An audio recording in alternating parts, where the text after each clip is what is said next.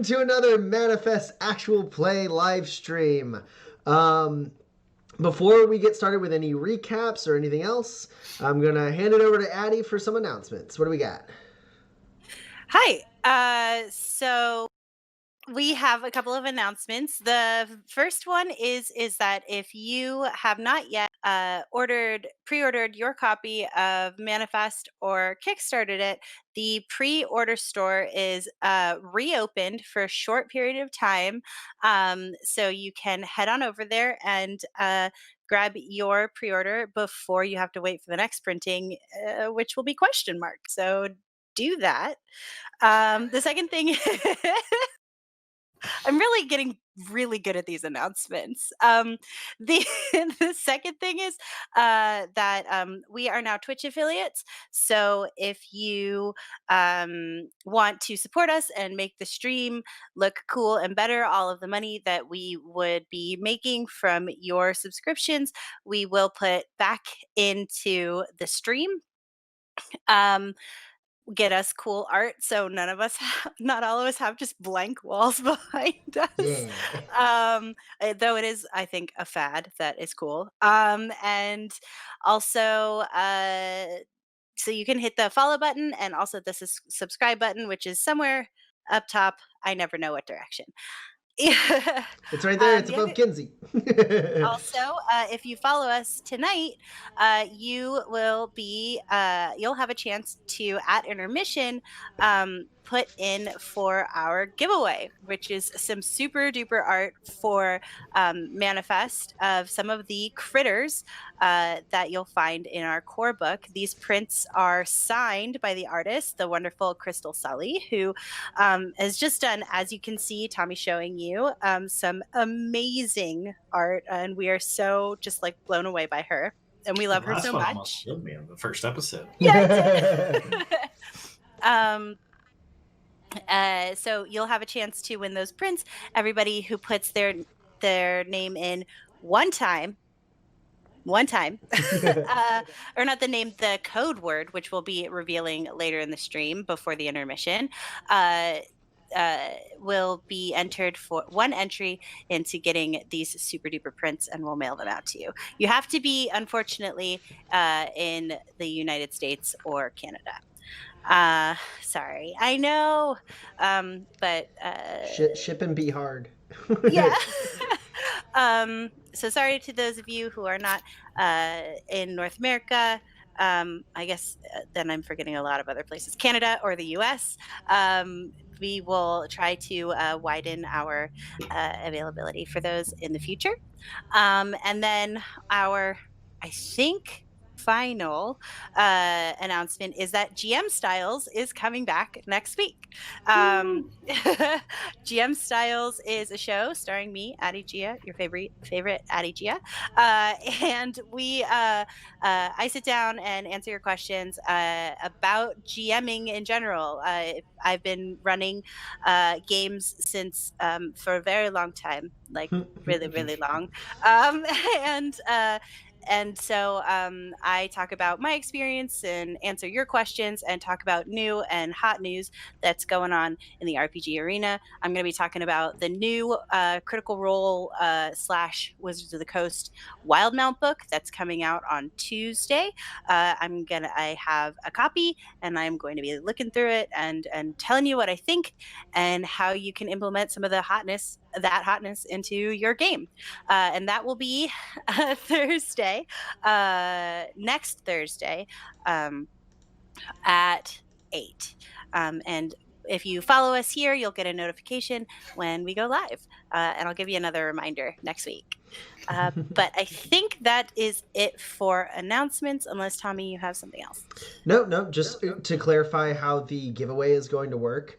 Around 9 o'clock ish Central, we're gonna pop up the code word over there next to Addie and Dan underneath the episode. And if so what you can do is once you see the code word, you throw it in the chat. and you just punch it in once. Don't do it multiple times, otherwise it will get confusing and you'll spam, and we may disqualify you if you do it too many times. So just throw it in the one time, keep it nice and clean, and then we'll take a brief intermission after a bit, and we'll count up who all did it, and we'll randomize who wins, and then we'll come back from intermission and announce the winner. So until then, enjoy the show. So let's jump into the recap. Kinsey, Pax, and Roland have been in the Badlands for a little bit of time now. They befriended the town of Soldina, who was having some trouble with their nomad pack, the local nomad pack, being delayed from their last stop in Soft Bend. Oh, I'm getting a bit of an echo. I don't know if you guys can turn down your headphones a bit. And so the nomad pack, known as the Riveteers, was missing, and the drifters elected to try and help figure out what was going on. The first clue led them to the Ophidian clan, a tribe that lives to the south east of Soldina. They're friendly neighbors, also good friends of the Riveteers, but some evidence was implying that they somehow had a hand in the Riveteers missing. Upon talking to the Ophidian clan, they found out that they had no idea what was going on with the Riveteers. They actually thought they were under attack because 2 of their scouts had gone missing. So basically, under the employ of the town of Soldina and the Ophidian clan, these 3 drifters have begun investigating what's happened to the Riveteers.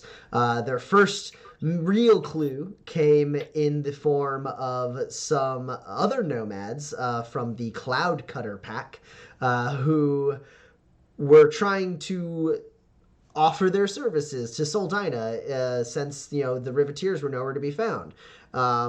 Roland saw straight through that grift, realized that the Cloud Cutters were behind everything, and also managed to stumble into the knowledge that the Cloud Cutters have somehow waylaid the Riveteers somewhere in the western mountains of the Badlands, which is a large border, so it doesn't narrow it down a ton.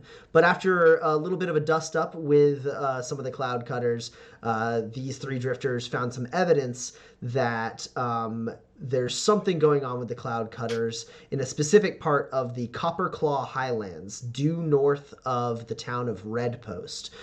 So with that new location, they've set out with the hopes of figuring out what exactly is going on. Now, that destination is quite a ways away. It will take you guys roughly a week to get there, unless you want to drive overnight. And yeah, you last left the town of Soldina at the end of the session. Kinsey, you were gifted a bottle of nice whiskey, as well as a portable music playing device with a few cartridges of some Bobby Klein originals that you now have in your possession as you drive south. Now, I say it will take you guys about a week to get to where you're heading, but that is only if you travel through the Snake Eye Canyons. If you travel around the Snake Eye Canyons, it will add about half a week to your journey. It doesn't put us in the best position, but perhaps speed is more of the importance. Maintaining a good eye. I mean, I don't see any reason to not go through. We've been friendly with the Ophidian clan. They don't have any reason to not guide us through, right? Right. Also, the Cloud Cutters have jetpacks, so they're always going to be having the higher ground. Sure.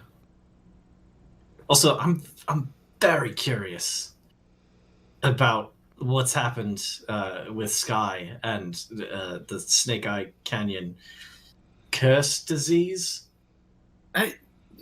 It's nothing. It's like nothing I've ever seen before. I mean, you hear stories of stuff like this. To actually see her get sick and then get well again. Very strange. Through the canyon it is. Okay. So it takes you a little bit to get to the canyon. Again, you have to kind of drive, and then it gets dark, so you set up camp, and then you drive again. And you are able to get to the canyon as the sun is setting. This is a route you guys are swiftly becoming familiar with, as you've driven it at least 4 times, I think, at this point. You make your way up towards the entrance to the Snake Eye Canyon that you know. Along the way, you don't spot any Ophidian Clan scouts or anything like that, but that's not necessarily strange. It was just you got caught the one time. So you roll into the canyon. Are you just trying to find your way through the canyon from one end to the other, or are you trying to pay the Ophidians a visit in the village that you visited before? I don't think any of us knows our way through from one end to the other without their help. This is true. So if you're trying to go to the village, it will require a survival test at a -4 to rediscover and recall the way. Because the Snake Eye Canyons are notoriously maze-like and difficult to navigate.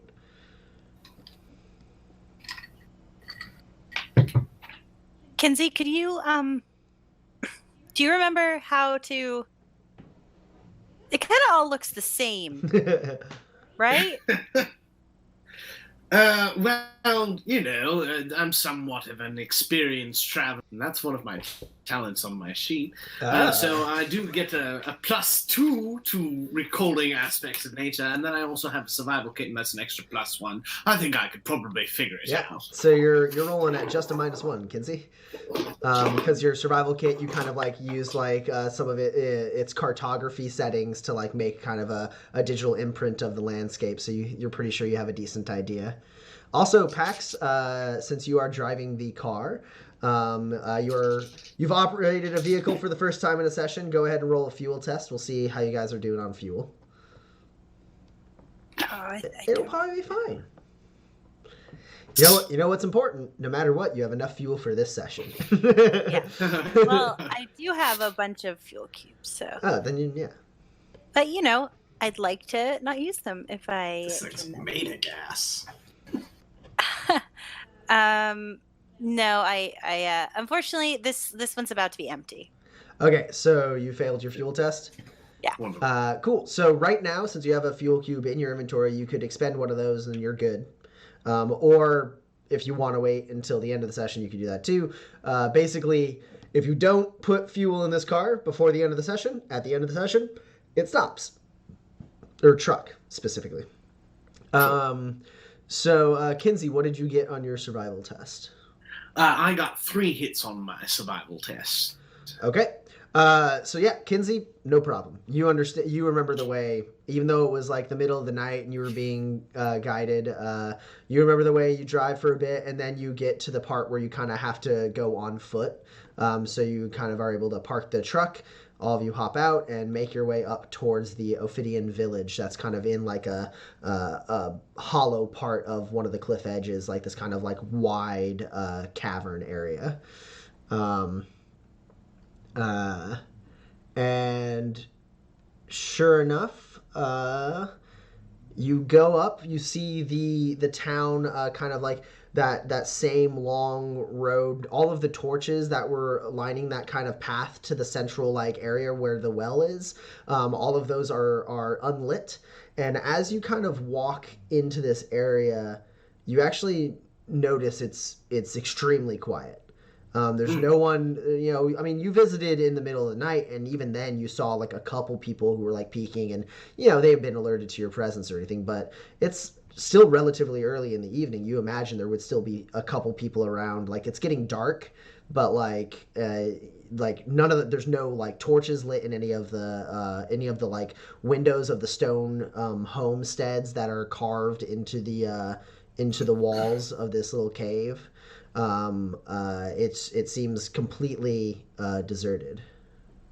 Weapons at the ready, my friends. I don't like to look. Also, walk a little bit quiet, will you, Roland? Come on. I'm not unquiet. I'm regular quiet. You're both extremely loud. Yeah, because I figured we're coming to see our good friends, the Ophidian clan, and I didn't want to sneak into the center of their town. Well, that doesn't make any sense, but I mean, let's just keep going at this point. Just be ready, that's all. Does it not? No. Okay. So you continue your way into the center of this town, down the little main road to the little circular area where it dead ends at the well. Again, nothing. Glimpses into some of the houses. You don't see any movement. It doesn't look like there was like a struggle. You don't see any bullet holes or like blood stains or anything like that. It doesn't seem like there was a fight or anything here. But you don't see anybody. Could they have just moved on? I don't know if they're nomadic at all, or... Maybe they're all ghosts. Okay, I don't think that's quite likely. I but mean, yeah, I suppose you it's a get too possibility. far away from where you're haunting, and then you get you maybe disappear, and then Wait, so you get hold on. closer, and Your theory is that they were ghosts the whole time. yeah. You know? It's not the least plausible thing I've heard. And then a voice echoes out, "Seriously?" And you all turn. You see stepping out into the mouth of the cave down the road from you, approaching you, is Apep, the Ophidian clan leader of the hunt. And he is approaching you. He's got like a couple like javelins slung over his shoulder. Looks like maybe like a bow. He's got like hand axes at his hips. And as he walks forward, you see he's like much more decked out in like traveling like leathers and like armor than he was the first time you met him. He steps out, his like hard lined face kind of scanning over the four of you. Or three of you. We're the ghosts. Oh no! Oh God! And he goes, "We're not ghosts." All right, but like, I'm sure you're not a ghost, but just to put it in perspective, a centuries-old insight ghost tried to kill us for like 2.5 months, not that long ago. So, like I said, not the least plausible thing I've heard. What are you three doing where is back it? here? We're just trying to pass through. We had hoped in the spirit of friendship you might show us the way through. So, you roll up, drop off Sky with some story about the curse being temporary, and then you roll back in a few days later and you just think everything's fine, that uprooting what we know to be true in our way of life is not something that's going to warrant some change in how we treat people. Probably not in 4 days. I had hoped. Well, there ain't no guides or scouts but me out here right now. And the rest of the clans traveled to the Black Scale Cavern. So, I can see you three through, despite my misgivings about what's happened the past few days. If it makes a difference, we are still on the track of, getting the Riveteers back to their normal routes, so... Yeah, I suppose that's the one silver lining to this new discovery, is that maybe there's still hope for the scouts that we're missing. Well, that's what we intend to find out. I can guide you through. Thank you. We're very gracious. Yes, thank you, Sam. Well, let's go on then. I gotta make my way to the cavern afterwards. I was just doing one final sweep of the canyons. It's gonna take a little bit. You want to travel in the night or set up camp? It sort of feels like a time-sensitive task. It don't make a It difference is a to me. time-sensitive task for Saldina, at least. They don't really make anything that makes them self-sufficient. So without somebody taking their goods to and from them, that town is on a rapidly counting down the clock, I think. All right. Well, it doesn't make a difference to me. We can travel at night. I know these canyons well enough, and ain't nothing gonna bother us on the way. Great. Let's go. Thank you. Come on, then. I know where you parked your truck. Heard it. And as you're all walking, he goes, "She's right, you know. Y'all can be heard by a quarter mile, maybe." Well, then you probably also heard the part where I had assumed we were friends, and I hadn't intended to ambush you. And it's not important. Let's just go. And you make your way back to the truck, and similar to how Sky did before, Apep climbs into the bed of the truck to give you instructions as you're driving. And yeah, it takes you the better part of the night to wind your way through the Snake Eye Canyons. Gets pretty late. The sun is well set. It's definitely like several hours past midnight. You think you have a handful of hours before the sun starts rising, but it's been a long night. And basically packs, the terrain is rough, and some of the areas are tight for you to go through. But in general, it seems like there are routes that vehicles can find in the Snake Eye Canyons to like make their journey at least not treacherous, if maybe slightly inconvenient. And sure enough, you've traveled a little bit, and then the canyons start giving way to the open Badlands again. And as you get to about that point, Apep taps on the hood. And he goes, "All right, you're out clear. If you're get you your bearings, Soft Bend is directly that way." And so we need to be going that way, right? No. I don't know where it is you're headed, but you're pointing towards the mountains. That's where we're headed. Yeah. Yes, thank you again, Apep. Very gracious for your help. Yes. Yeah. If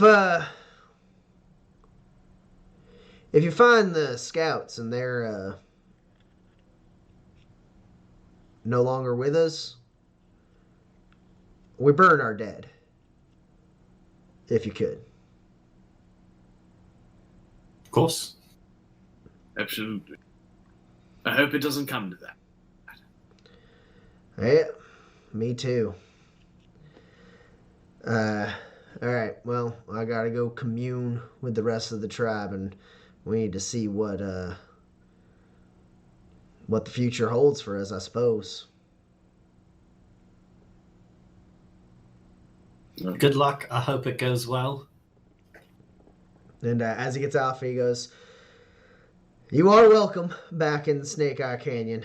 We'll have scouts in the next couple days patrolling again to guide you through, should you come back this way. I know you are doing the best you can. It's hard to know who or what to trust nowadays." I understand. Makes sense. Lots happened. Good luck. And he nods to you and then starts disappearing into the night, heading into the mouth of the canyon.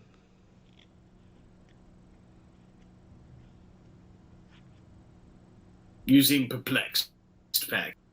What? Why? Why is he mad?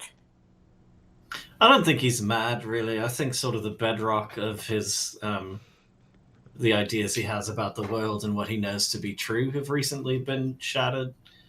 So he's understandably a bit uncomfortable.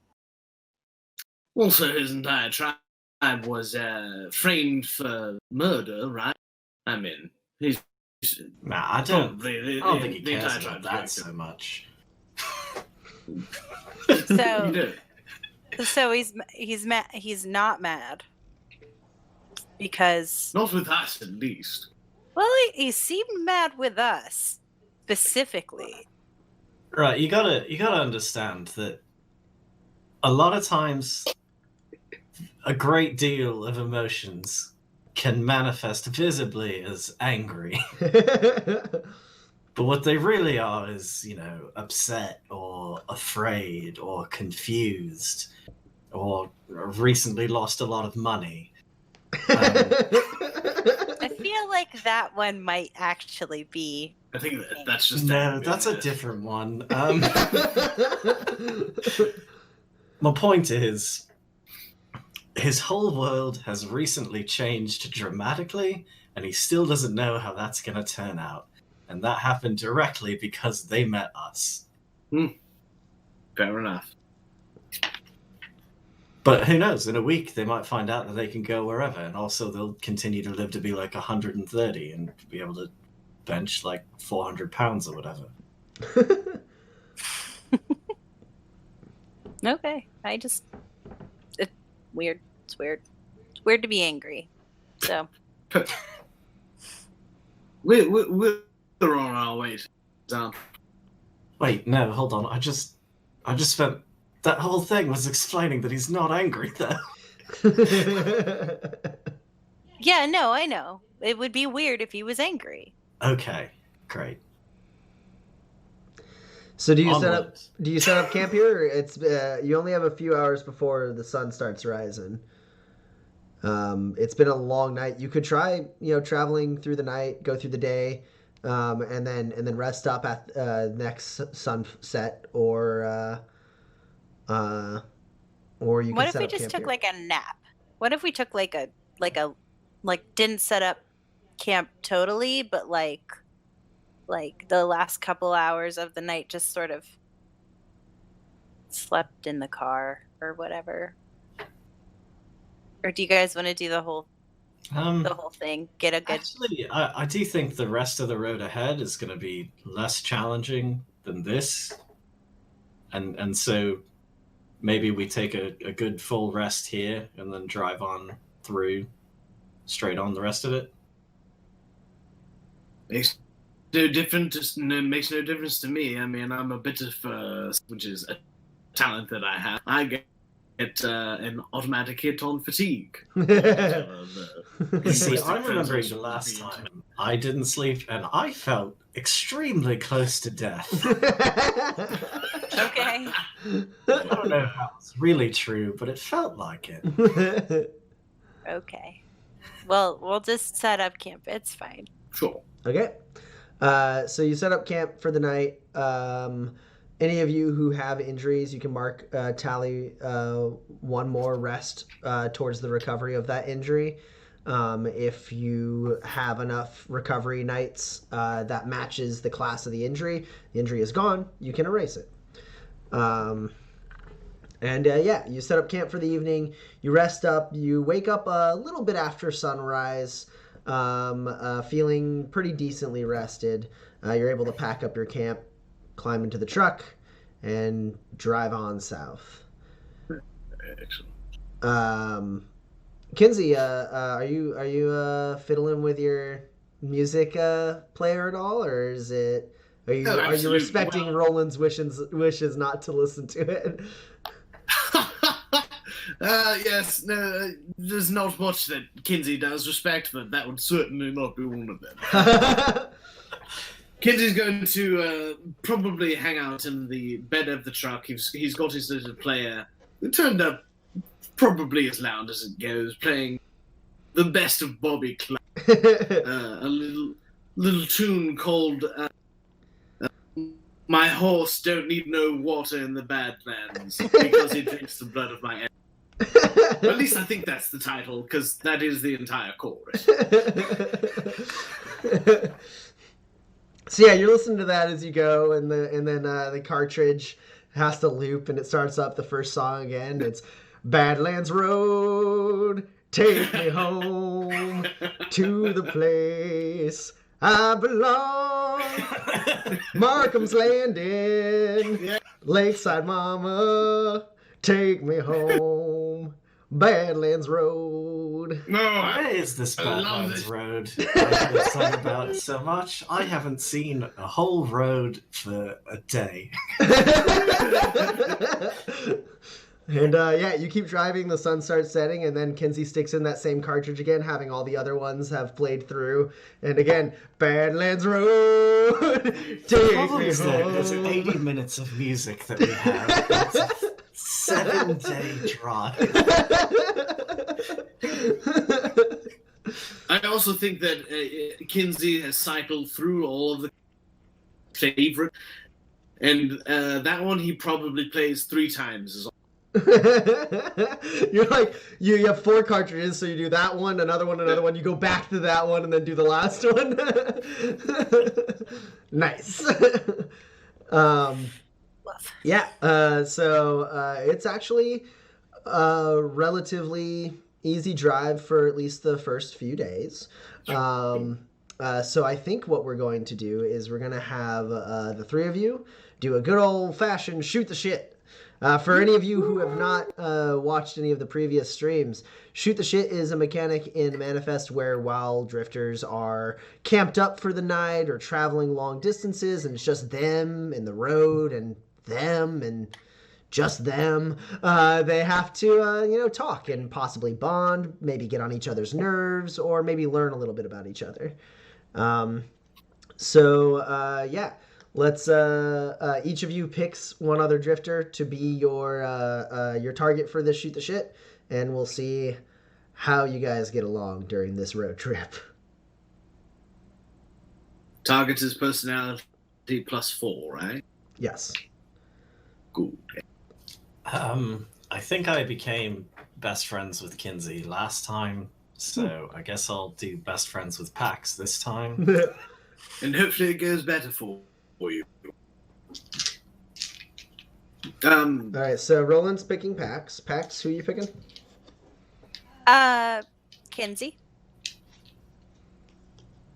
I think Kinsey's also going to pick Pax. Let's see how this turns out. I'm so popular today. This is gonna be great. Right. Everyone roll personality as an attribute only test. Okay. Yep. Okay. Come on. Man, if I had grit to spend, I might on this roll. What? Well, no, like, there's the dream of counting, like, 7 or even 8 hits on shoot Right. the shit. No, Then you- it's you double best friends. don't need And that you many- quadruple bond. You don't need that many successes. It is a 3 success scale. Yes, if you hit 9. It's triple best friends. Triple best friends. Oh my. Who wants to go first? I guess Kinsey will go first. Okay. All right. How many successes did you roll, Kinsey? Kinsey actually got a success. Yay! Hey! His personality is 2. That's again 2 is his personality. It's so low. Thank goodness for that reliability, because my first roll was an 8. My target is 6. Good job. So, Pax, you get to learn something about Kinsey. Maybe at some point on the road when you've like kind of stopped so everyone can relieve themselves, and Roland's gone far enough away that he doesn't have to listen to the music playing. So it's just you and Kinsey waiting for Roland to come back from relieving himself down like in a little canyon. And you get to learn something about Kinsey.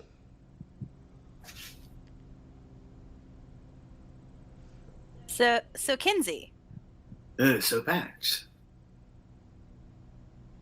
have you like never heard music before? Is this your first experience? with Badlands music. Road, take me home.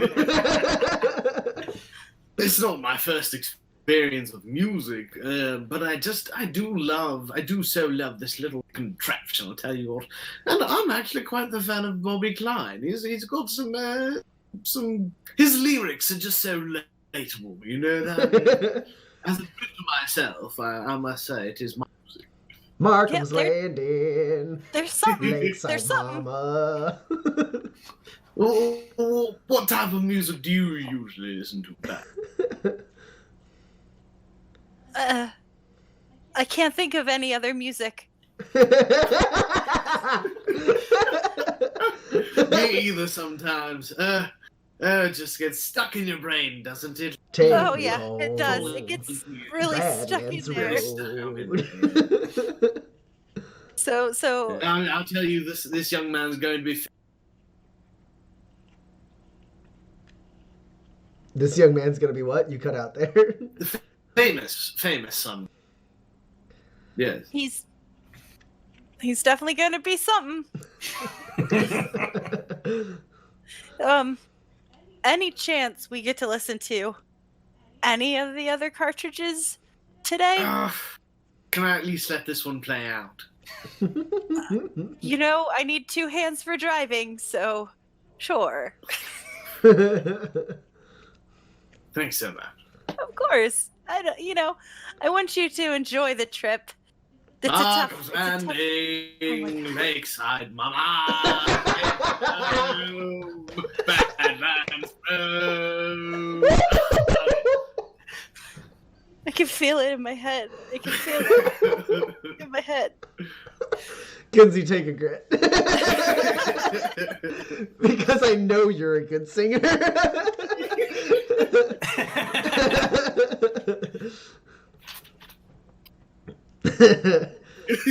All right, so that's that. I was like off away for a bit for that scene, yeah. Mhm. Can I invent noise cancelling headphones? Earplugs for sure. No, that's not what I want. You can get through earplugs.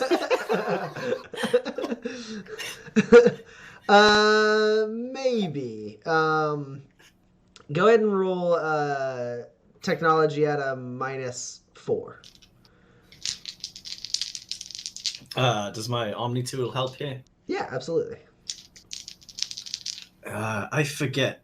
Does Gadgeteer help? Would Gadgeteer help on this? Or is it only... Gadgeteer would help. I mean, Gadgeteer only helps in specialty items, but like, this is a gadget. Yeah. Nah, that's only 1 hit. Okay, so you think there's something to it. You're not 100% sure. There's definitely a chance that you can pull it off. So you can expend a tech cube. Actually, I'll let you expend 2 tech cubes. You have to you waste some supplies. If you have 2 tech cubes, you can make noise canceling headphones. I have 7, so Yeah, so you end up you make an apparatus that does what you want, but it's way too big and cumbersome, and you're like, this is nothing. This doesn't work at all. It's like a sensory deprivation dome. You're like, this is impractical. Keep that. I'm putting it in my inventory. No, you have to repurpose it. You take it apart and okay, sure. you sleek it down, and then it's not like headphones quite like this. It's more like ear clips, high tech kind of earplugs that wrap around your ears and go into your ear hole and just pumps out just the smallest amount of white noise, and that does the trick. Great.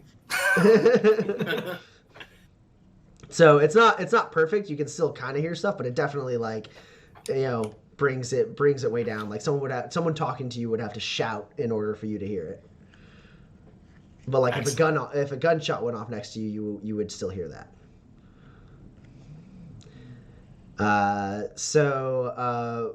Pax, you picked Kinsey. Oh no, we already did that. Kinsey, you. Wait, nope. Pax, you picked Kinsey. There we go. Yeah, that was his one success against Pax. Pax, what did you roll against Kinsey? Roland's been gone a long time. I also got 1 hit. So Kinsey, you get to learn something about Pax. Good. Yeah. Yes, I prepared for that.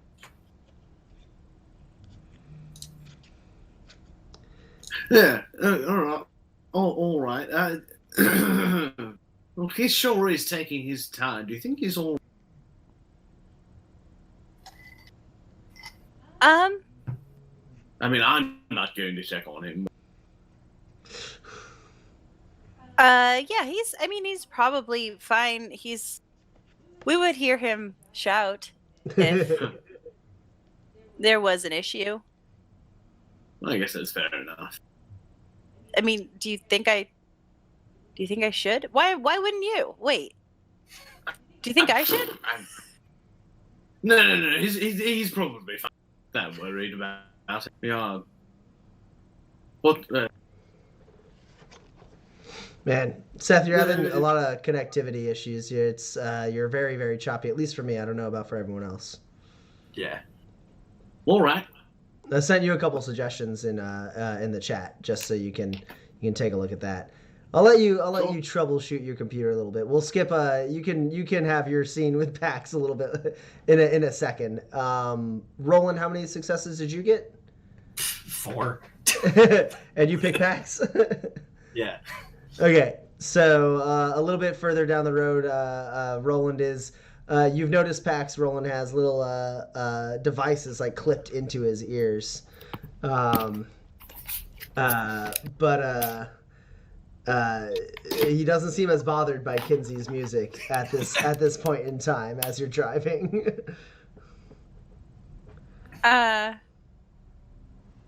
What are those?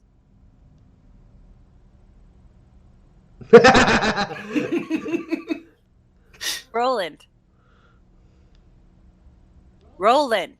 No. Oh. What? What are those? Oh, here. Try. just like stick. No, you need this one. Like, yeah. You clip them in the ears, and it's Take me home. To play. I belong. and then that sound just gone.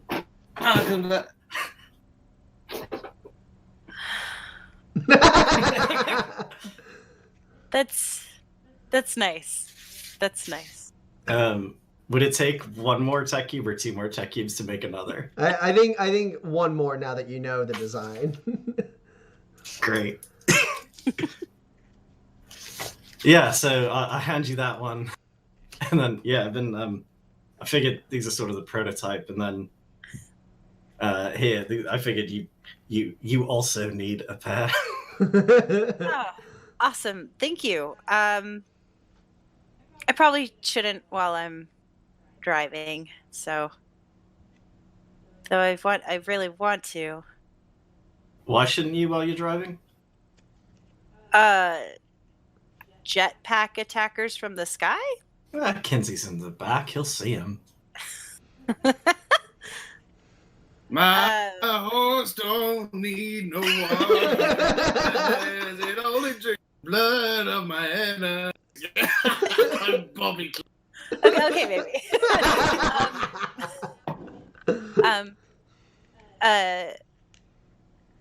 So I appreciate this. This is amazing. I actually wanted to say that I thought you did a really good job. You surprised me with the whole driving and the around the rock, scooching and stuff. Oh, thanks. Yeah, it's a skill like it doesn't come up very often. But you know, I've done a street race here and there in Alanastead. It wasn't like the best, but you know, I was pretty good. Okay, well, I was trying to tell you that I was comfortable with you driving the truck, and whenever you wanted to, you could. But now that I hear you're a street racer... Well, no, it's a thing I did a while ago. I don't still do it. Is that how you got into your grifts? I mean, it was, you know, early on in my life of crime. All right. Well, you were pretty good, probably better than me, even though, you know, you the car still got shot a lot, but then you fixed it. So, Yeah, this is a wonderful truck, but it's built to go in a straight line very fast, and not much else. well, I mean, the Badlands are nothing if not a long, flat, straight line place. It'd be great in a drag race. Wait, no. No, I left that life behind. Nope. Yes. Listen, all I'm saying is that, like, I'm a little protective of Cho's truck, because I stole it fair and square. But, if you want to, like, also drive from time to time, that would be cool. And then you could get a little bit of a tan on your one arm. Because, Right, because yeah. Well, thank you, Pax. I understand the great honor you've bestowed upon me. There's very few bonds more sacred than a person in their car. Did you just put on the ear things? Yeah, Roland, you're saying that out the window, like talking, and you turn, you see, and she's put in your little noise canceling headphones. I don't care. That one was for me. And then I clip in my noise cancelling headphones, and we sit there quietly. Very nice. All right. And so, Kinsey, you did pick PAX. You do get to learn something about PAX. So again, a little ways, like on day 2 or 3, there's another point where you guys have to pull off to the side and get the mud out from underneath the tires. Roland's doing a little bit of maintenance, and you and Pax are able to have a little bit of a chat.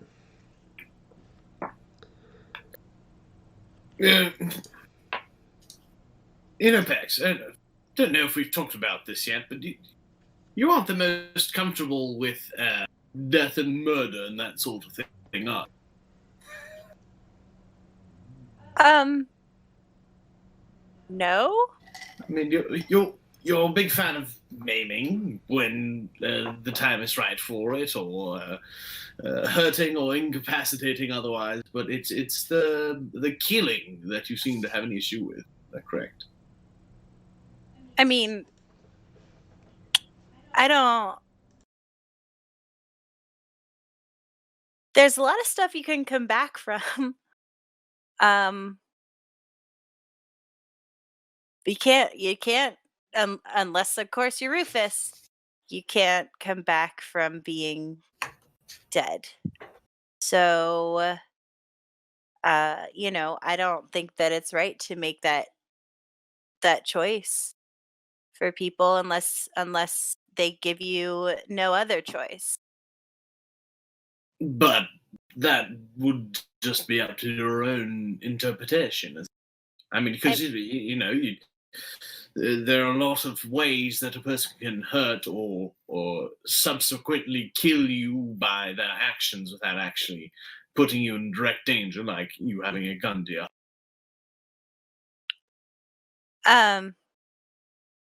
Well, like,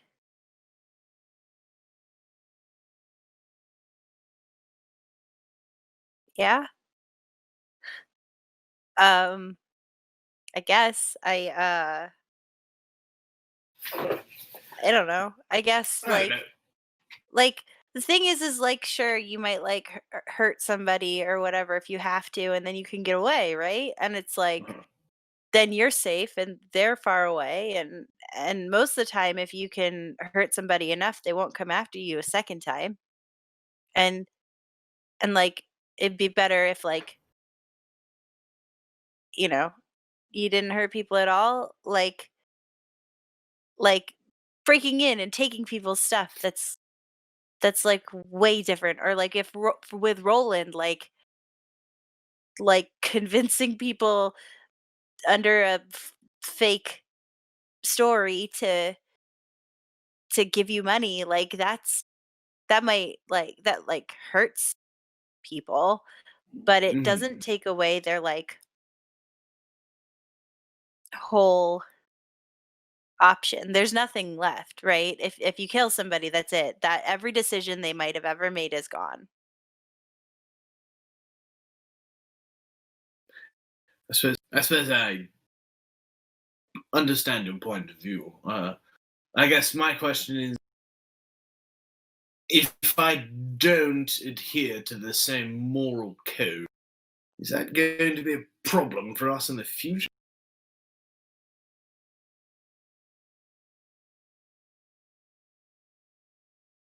I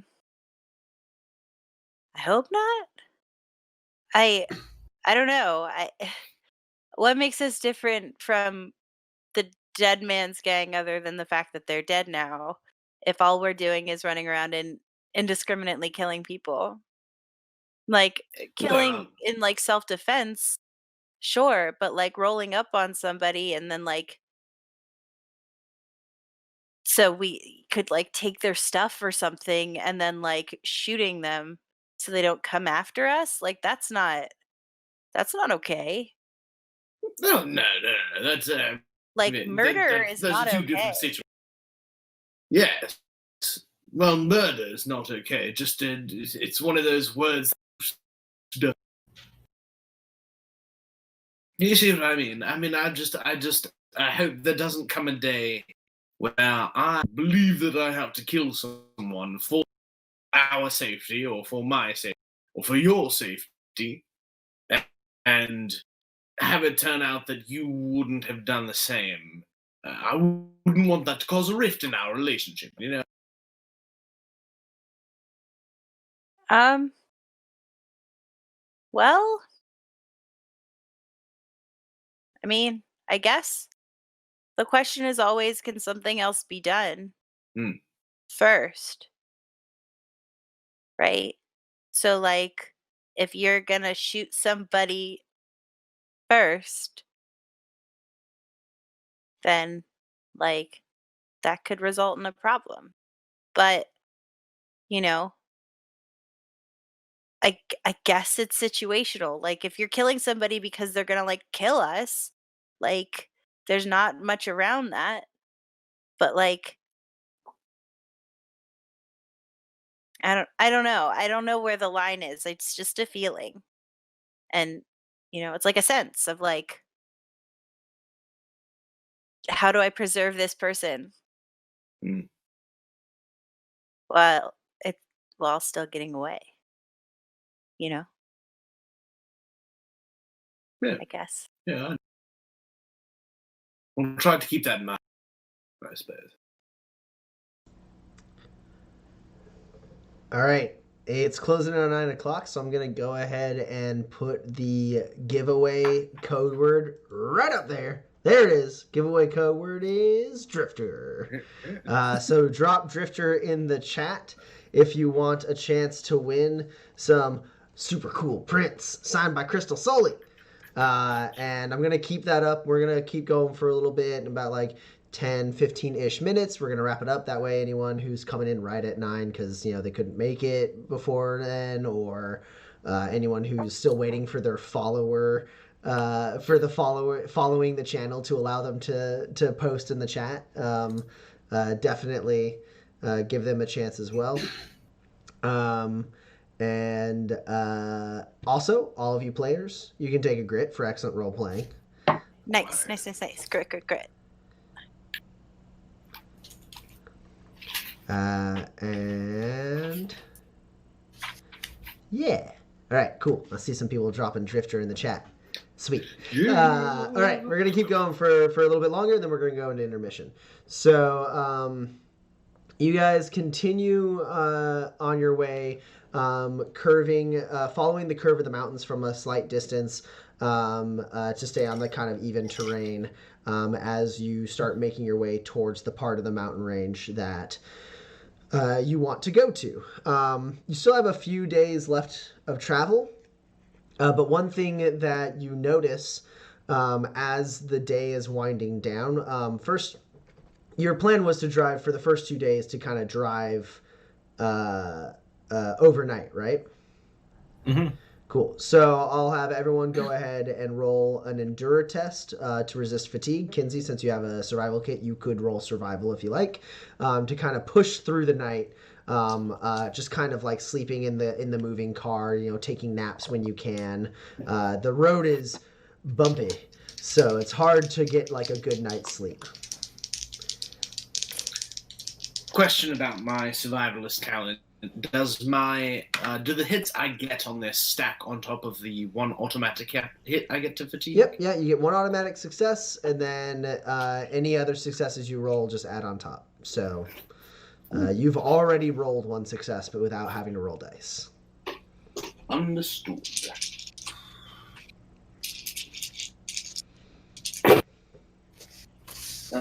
Were there any modifiers? I'm sorry, I missed.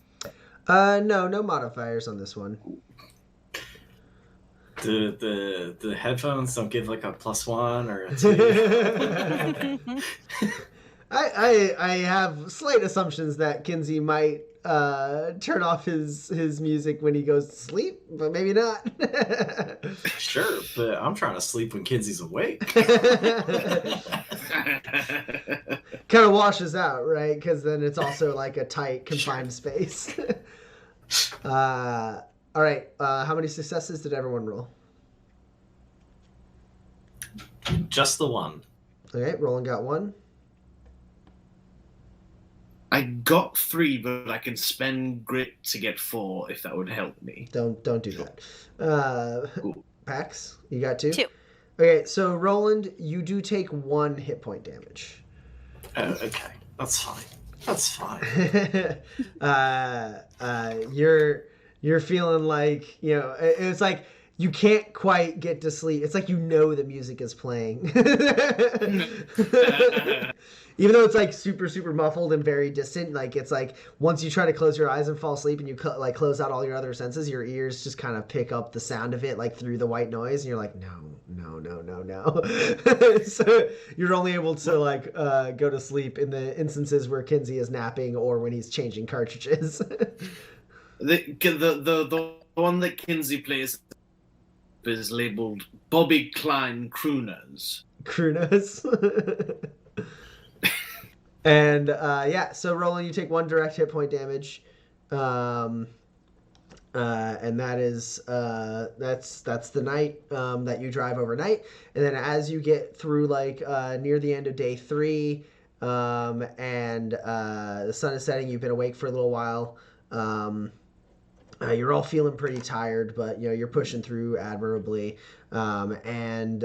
Kinsey, I believe, from your position in the back of the truck, you were the first to spot a patch of green in the distance, somewhat on your way. See that green patch? And do you see that green patch over there? Do you see that green patch over there? Sorry, what? I think that's where we need to drive, towards that patch of... Yeah. The sun is starting to set, but where Kinsey points, you do see like parts of like hill and rock like part slightly and give you perception to what looks like some vegetation growing in the desert. And then like, as you continue driving, like the sight line you had on it passes. I mean, sure. Okay, why? I mean, if there are people out here trying to survive in the mountains, it would make sense for them to be close to a source. It would make sense for the place near that source of water to have... Sure. No, all that tracks. Yes. Okay. Pax, you start driving in that direction? Yeah. So you kind of swerve a little bit more towards the right, cutting a little closer towards the mountainous terrain as you do. And it doesn't take you very long to close that gap. You have to slow down as you get there because the terrain becomes a little more intense, a little like more steep and rocky. Eventually, you kind of break through and you find yourself looking from a slight distance an oasis in the desert. with a vibrant blue waterfall springing from a cave mouth in the cliffside about 20 to 25 feet above a beautiful warm pool of water. And there's patches of luscious vegetation on the shores of that oasis. And there's little, like, you know, like green trees and shrubs and stuff. And at this point, the sun is just cresting over the mountains. It's like the garden. Yeah, that's wild. Like a miniature version of the garden. It's so nice. And there's enough room for you to, like, move your car closer, or move the truck closer to kind of park right nearby the shore. Yeah. I definitely do that. Do we see a sign of anybody around? Go ahead and roll an observe test. I'll do so. Yeah, I think I'll just call it a normal observe test. So yeah, Pax, it's like a little steep, and you kind of have to like work around some rocks, but there is kind of a path that you can follow to like get yourself down into the lower area right by the oasis. And as you do, you can smell the clean, fresh water kind of like in the air. You didn't realize you missed humidity. And this isn't like the top of a different terrifying Badlands predator that has like an oasis for a head that lures unsuspecting travelers in. Right? That sort of thing? That's not a thing. Oasis tortoises are, no matter what they For like a tortoise, tortoises aren't predatory. I mean, you know the stories. The tortoise, you know, you think it's just a open beak and it has these 6 rows of sharp teeth. It's not real. That's the point. The only story about a tortoise I've heard is the tortoise and the hare. And I tell you what, the tortoise doesn't eviscerate the hare with its mighty sharp teeth. Sorry, I'm not familiar with that one. Kinsey, what'd you get on your observe test? I got 3 hits with a high of 9. Okay. So you don't see any signs of like a camp or anything like that. No one, like it doesn't seem like anyone's really traversed this area. There's no like fresh tracks. I mean, the ground is pretty rocky and hard to like spot tracks in. But in general, this looks like a pretty undisturbed area. Definitely like no, humans have come through here anytime recently. Maybe you spot some small tracks of like animals in the area who've come to like, drink the water and stuff. You assume the water is clean and safe. I'm going to use one of my talents. Okay. I'm going to use one with nature. And I'm going to just like use my skills of tracking and being in nature and in the wild, and just kind of like get a sense of the place. It has literally been an undisturbed oasis for years and years, or if something else is going on here. Sure. So Pax, as you kind of park the car and get out and breathe in that like fresh air, like with the like water kind of misting off of the waterfall on the other side of the pond, Kinsey gets out and walks over and presses his hand up against like a rock outcropping. And Kinsey, you begin to commune with nature in order to sort of communicate with it. What is it you're trying to learn? I'm trying to learn when the last time the oasis has been disturbed by other than the natural fauna that would be. Sure. So you close your eyes and you touch this rock and you kind of like reach out with your feelings and you feel a presence within the like earth around you. You feel like the life of even the stones and the earth and the water and like the vegetation around. This is a very peaceful place. And you get this sense like you kind of like move your thoughts towards like humanity and like unnatural fauna for manifest, and you get this kind of sense that kind of like pulls you up towards that that cave mouth that's about 20-25 feet above the pond, with the waterfall kind of pouring out of it. And like you open your eyes and look that way, still kind of communing, and you see maybe signs of someone perhaps like entering that from like long ago. Definitely not like recent signs, but you see like little chips in the stone that like could have been from like a pickaxe. And you like the ground around you makes you certain that like people haven't been here for at least 2 or 3 years, and the last human that came through here went into that cave. Gosh. I'm gonna go check out that cave mouth. Anyone do you want to come with? I'm sorry, you just stood there and touched a rock for 30 seconds, and now you want to go look at a cave, and we're just gonna not talk about it? Just got a feeling about it, you know. I mean, just look at the marks around the edges there. It looks like some axe in there. Not recently. I don't know if it's anything, but well, why are we here? I mean, sure. I can't climb up there, so if you want to go, Pax, what do you say?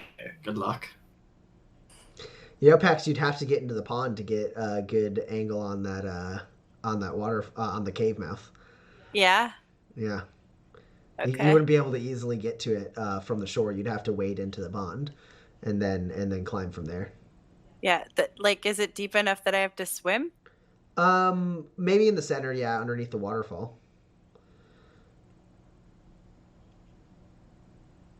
But like looking down at the water, it's like beautifully like vibrant blue, with like kind of like a calm white foam coming off of the like where the waterfall hits the water, and the part where it's shallow, you can like it's like clear as day, you can see through.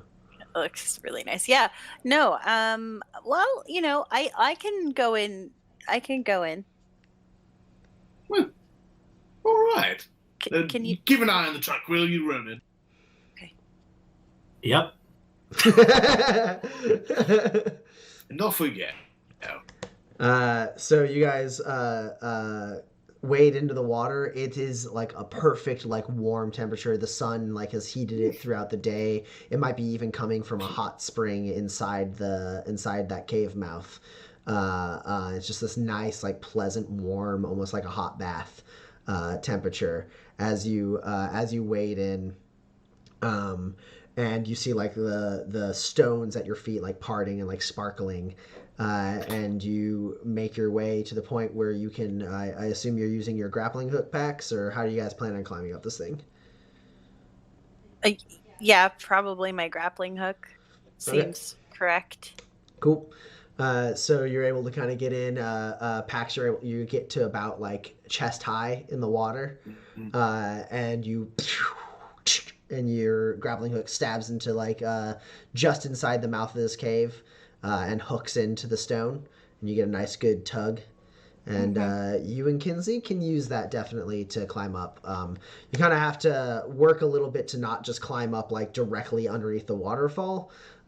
So I think I will have you can teamwork test and athletics test. Great. Okay. And Pax, I forget what quality is your 2. your grapple hook? Okay, cool. So you guys both get a +2 to this. +2. And is this a test for swimming or a test for climbing? For climbing. The swimming wasn't difficult, though. The pond is very nice and easy to swim in. It's the climbing up alongside a waterfall that's kind of hard. Cool. One day the fact that your armor is buoyant will come up. Thank you. I appreciate that. I hope so. Yeah, while they do that, I'm gonna take my shoes off and it's like fists with my feet in the sand. Yeah. You step in, that water kind of pours up around your ankles and like kind of sits there gently. and the ground is soft, but like also like really softly soft, like thick hewn like stones and rocks, like nothing jagged stabbing into your feet, just rocks that have been constantly tumbled by this waterfall for who knows how long. And Kinsey, how many successes did you roll? Well, my dice critted, so I got 2 successes. Okay, I assumed for you guys that Pax was going to be the primary on this because she's very good at athletics. Yeah. So Pax, you're rolling at a +2, so you're rolling at a +4. Yeah, I got 4 hits. Cool. Yeah. So it looks easy, Roland. You watch as your companions, with the waterfall pouring down nearby their right side, they both kind of latch on to this to the grappling hook and kind of use it to slowly and safely rappel their way up the cliff edge, kind of pushing off the rocks to keep themselves from swinging into the actual flow of the waterfall. And as you two do, you kind of crest up and pull your way up into this cave mouth, and that's where we're going to take an intermission, and we're going to count all of the people who entered into the giveaway. So everyone, all you viewers, go refresh your drinks and get excited. We're going to jump into intermission, and we will come back with a winner of this beautiful bundle. All right, we'll be back. Maybe, I don't know if we have a set time. We'll be back by 5-10 minutes. Okay.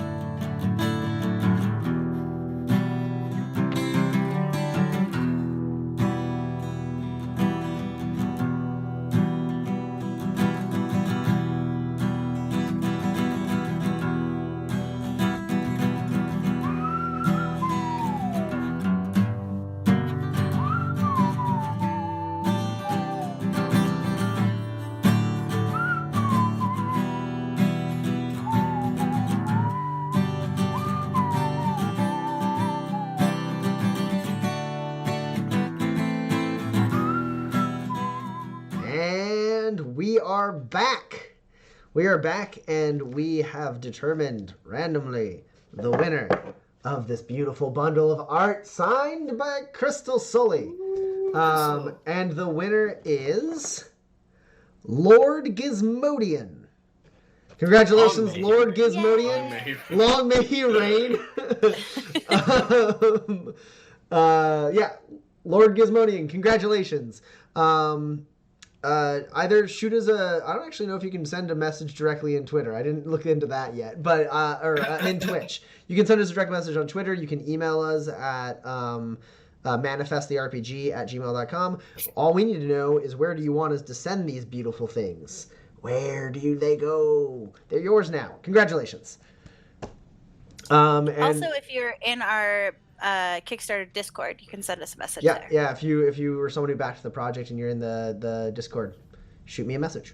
And those of you who didn't win, perhaps there's going to be a giveaway next week.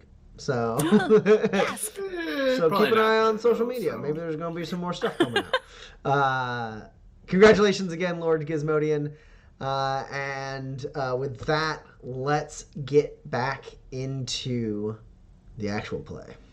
What's in the cave? What's in the cave? So Kinsey and Pax have pulled their way up. The sun is starting to set. There's a beautiful, red, orange, and purple twilight hitting the sky. You can see one of the two moons cresting over the mountains as you are in this kind of valley with an oasis in the bottom of it.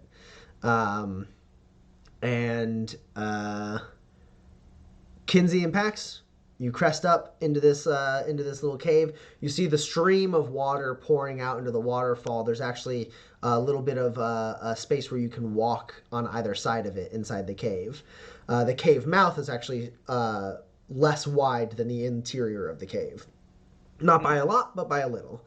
And when you step in there, the noise is a little loud as the water is kind of rushing out of the back of the cave towards the mouth. But one thing you do notice is, far back a little ways as you kind of step in, you turn out towards, you see Roland standing below you.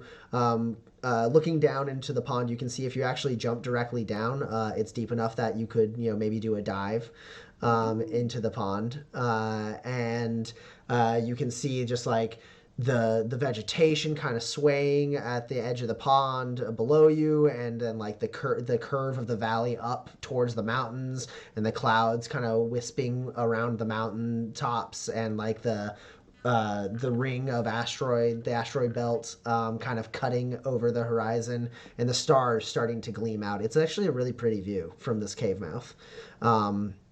And then as you venture just a little bit further in, you do notice something inside this cave. As you step back and maybe shine a light in that direction, you see a skeleton perched up in the back of the cave against the rock.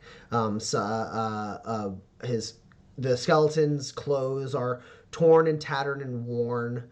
The pack that is next to the skeleton also looks really aged and a little mildewy. The skeleton is clutching a small leather book in its hand against its ribcage, and pinned to the chest is what looks like a letter, an envelope. But not like pinned to the chest, not pinned to the jacket, the torn and It's a very dramatic scene. These are questions that need to be asked. Yes, it's not like in the bone; it's in the clothing. Kinsey will take a look at the letter first. Okay. So as you two approach, Kinsey bends down first and plucks this letter. The envelope is aged, worn. Judging by kind of that sense you got from communing with the earth around you, Kinsey, this seems to match. It's probably this body has been in here for maybe about 3 years. And on the outside of the letter, written in ink that is dried and slightly cracked, you see, delivered to Mary Winters, Las Brasas. Las Brasas, to you, Kinsey, you know that is a town kind of in the central Badlands. Just not too far from Tobias Station, one of the big waypoints, way stations in the Badlands. Sure. And as you kind of examine the envelope, you notice it is not sealed. So, I'm sorry, what was that? As you examine the rest of the envelope, you notice it is not sealed. Not sealed, so it's been hidden. He's going to open it the rest of the way and see if the letter is still inside. Okay. Pax, while Kinsey is examining this envelope, what are you doing? Go through his stuff. You kneel down, Pax. His body is there. There is that leather little book that he's clutching, and it's not like super tight like clutch. You can easily slip it out of his hands. There's some cracking of the bones as you do. And then you like kind of pat his pockets and look into his bag. Again, the bag is a little mildewy, having been next to the stream and kind of this humid area.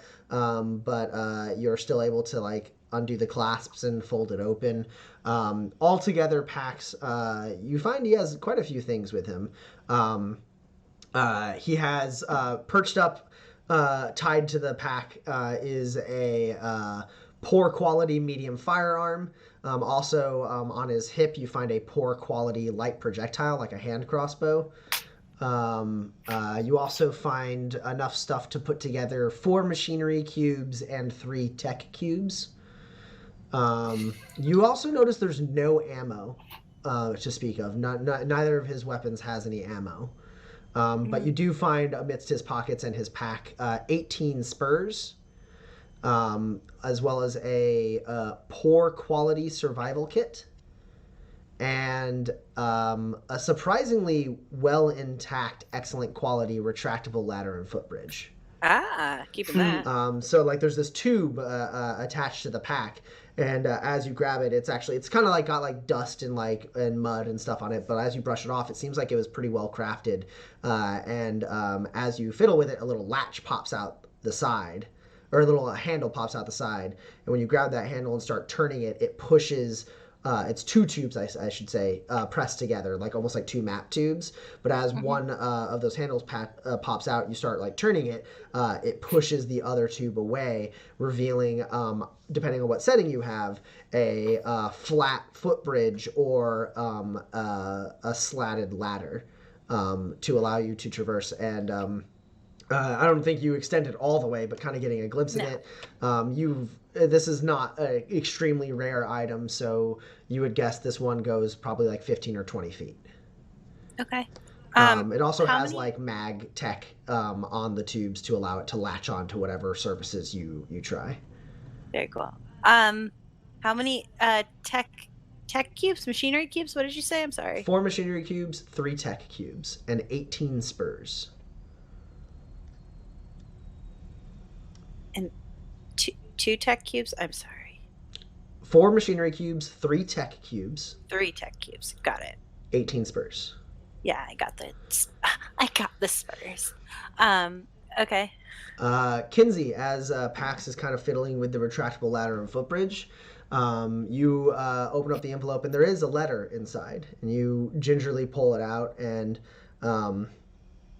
fold it out, and it reads, "My darling Mary, an ill-fortuned series of events has bound me to the cruel fate of never returning to your side.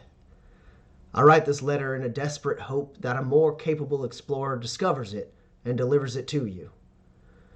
I hope whomever delivers this letter spares you the unseemly details of my demise, as I know you have a frail heart and a soft constitution.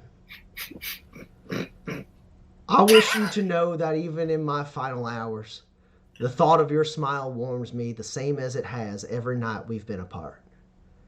As the cold night and hunger conspired to guide my thoughts to despair, the touch of your lips on my cheek and the lavender scent of your hair revisits my senses as if, through the grace of the elders, you are here to comfort me at the end. The sky out here is beautiful, Mary, and the sounds of the night soothing. I can't think of a more lovely place to be laid to rest. Be at peace, my dear. We'll find each other again in the far beyond. Yours for as long as the stars shine, George. Do we know Mary Winters? I don't believe so. You know, you met a long time ago a Mary Parkhurst. Yeah. Oh, maybe that's it. Roland is still working with me on cursive. Can you read this to me?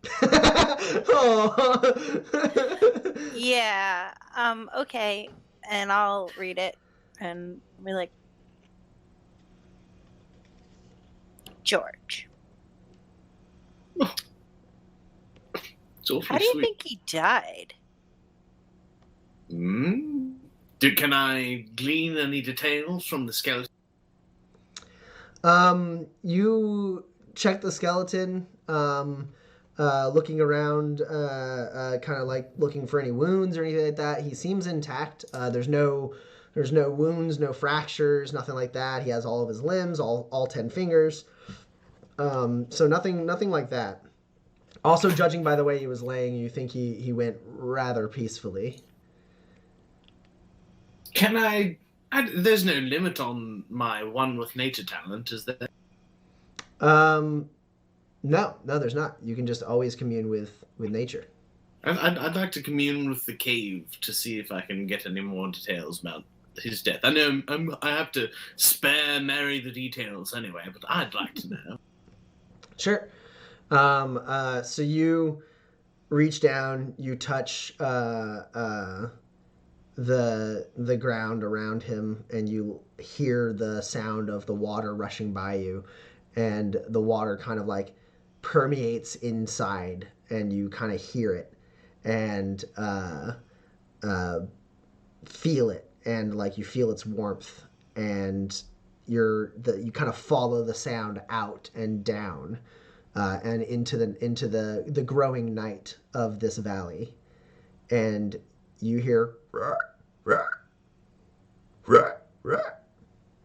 off in the distance, and you get this rush of like George's like panic. You can hear him like breathing heavily as he climbs into this cave, and the sense you get from the surroundings is that George was hiding in this cave from creatures that were stalking him. You also get the sense that perhaps these creatures call this place their home. Ooh, great, excellent. Kinsey. What? Kinsey. What? Sorry, it's been so long since I've been in such a lovely natural place such as this. You know, it's almost as if I've known how to commune with these natural objects around me for so long, and I just haven't done it in a while. Now I'm doing it immediately, twice. Roland, you just go ahead. stared at the skull of a dead body for like a straight minute. What is going on? Yeah, you know, speaking of which, this probably isn't the best place for us to be right now. I get the feeling that perhaps we might be beset upon by some creatures at some point. It's entirely possible. You know, this place is just absolutely gorgeous. It would be ridiculous for something bad to not happen to it. Roland, roll an observe test for me. Okay. I'm just skipping rocks at this point. Roll it at a -2 because you're distracted by and feel safe. Sure. Yeah. I mean, I'm not very good at it, but I think with practice I might get okay.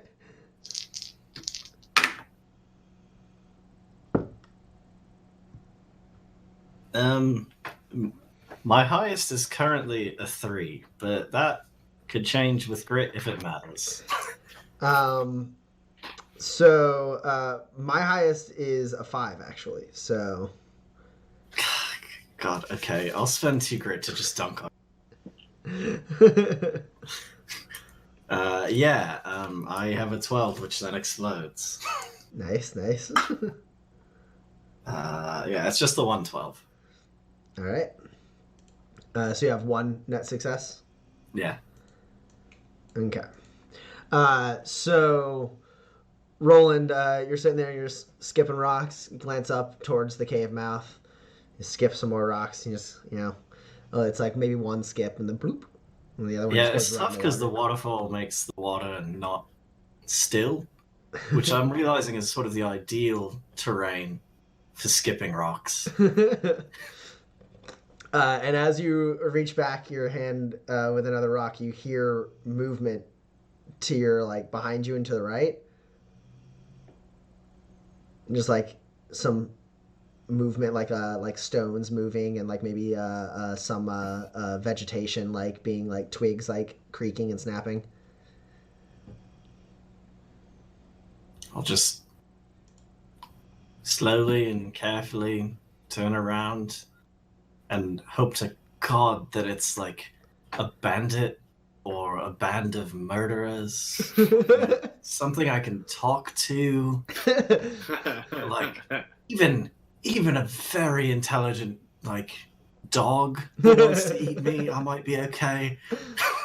So you turn and you look and you see there's these kind of tall arching shrubs with little berries on them, you notice.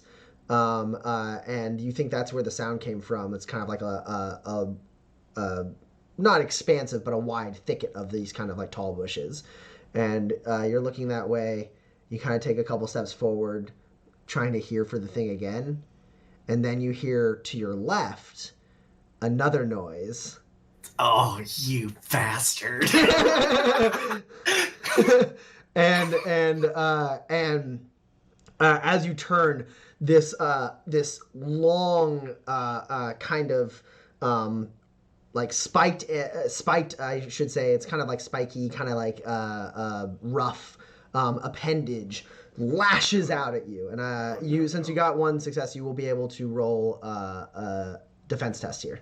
No. Cool. No. Not that it matters because I did get a hit. I cannot be surprised.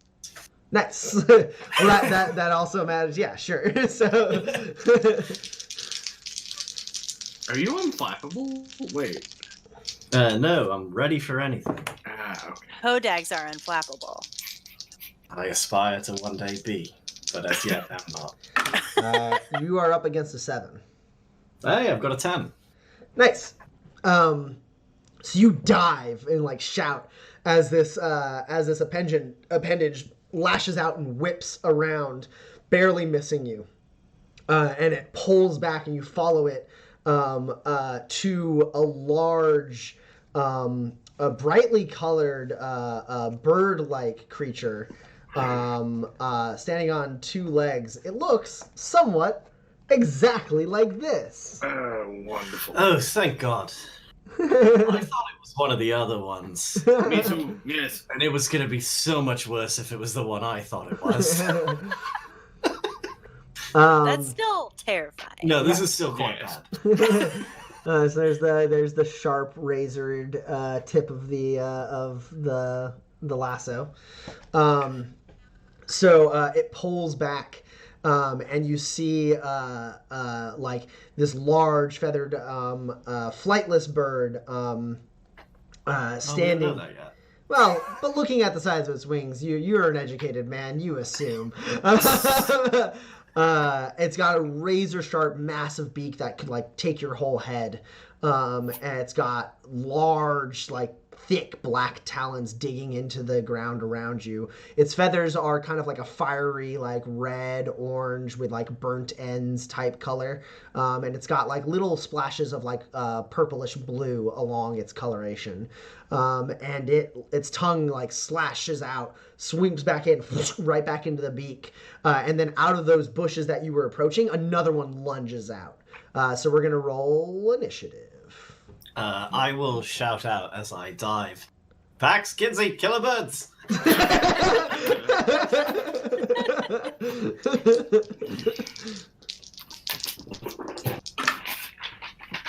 Sorry. No. was for one session good at initiative.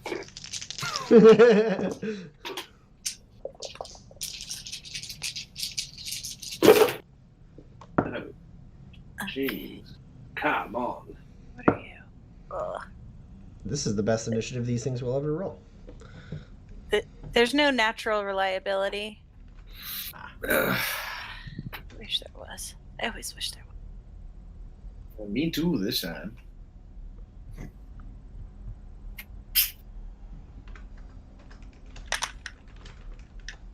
And This guy into right here. initiative. Bum, bum, bum, ba-dum, bum. Okay. Jail. Stupid glittery orange dye that's not a yellow dye. Okay. Did anyone get better than a 7? I got a 7. Hey, what is your awareness?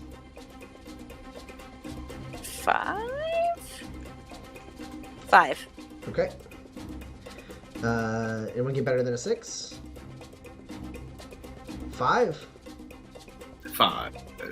Kinsey's got a 5. And Roland. I got 4. Okay. So Roland lets out a shout right after Kinsey said, like, we may be in danger.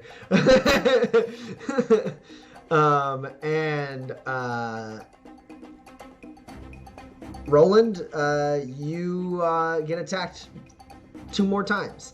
The one that came out of the shrubs is going to bite at you and like slash at you with one of its talons.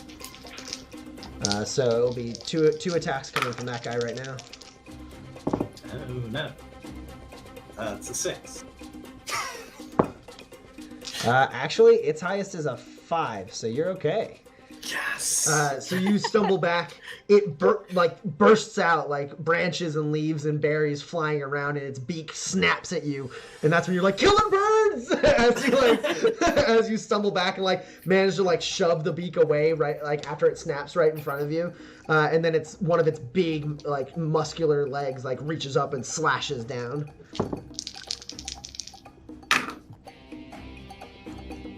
Oh no. Well, That's a 7. I only got a 6, so. Oh boy. This feels like the level of enemy I'm equipped to like be toe to toe with, maybe. and the talon slashes down and like barely scrapes cosmetically on like your armor, and you stumble back, splashing water and stones up as you do. And then that beak opens up again, and whoosh, out comes that lashing long appendage.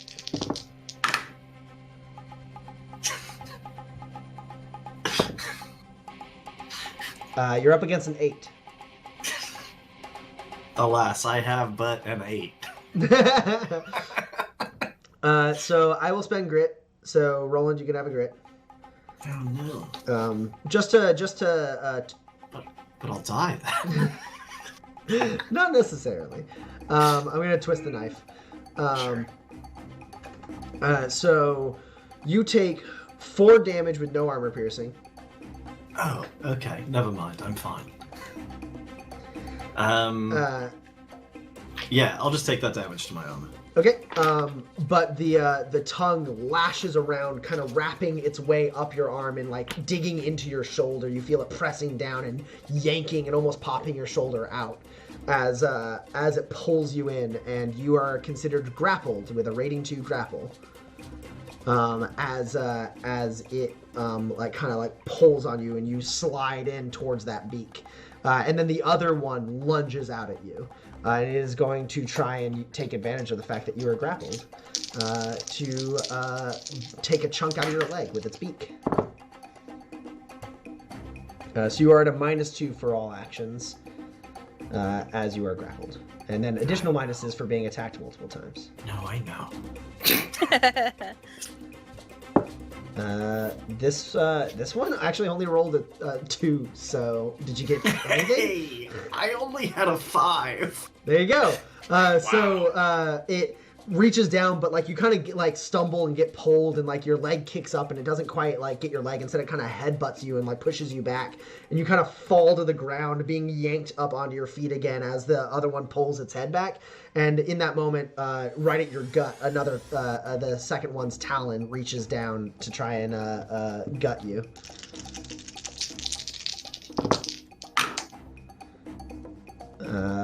This one you are up against a 7. Can I count this 7? So my base is 11. Been attacked 1, 2, 3, 4. This is the 5th attack I've taken. So at a -4 from just being attacked multiple times. No, I can't count this. I have no hits. Okay. No hits at all? 0. Okay. So this one the claw does get into you, and you take 6 damage with 1 armor piercing. I think none of the class 1 are bad enough. None of them can make this situation worse than it is. I will take one of those, please. Aha! I've lost 2 initiative. Oh no! 2 of your 4 initiative. What is that, overwhelmed? Setback. Setback. I am currently suffering a setback. Yeah. What it does is it doesn't quite dig its claw into you in a way that like does damage, but it does like it hook on your belt, and like now you're slammed in like against the ground as this thing's basically standing on you, and then Why does this keep happening when I fight animals? and then and that's like right on your hip. You got like this like the weight of this thing on your hip, and then the other one's pulling on your shoulder, then it is the one that is standing on you is going to open its beak and shoot out its tongue as well.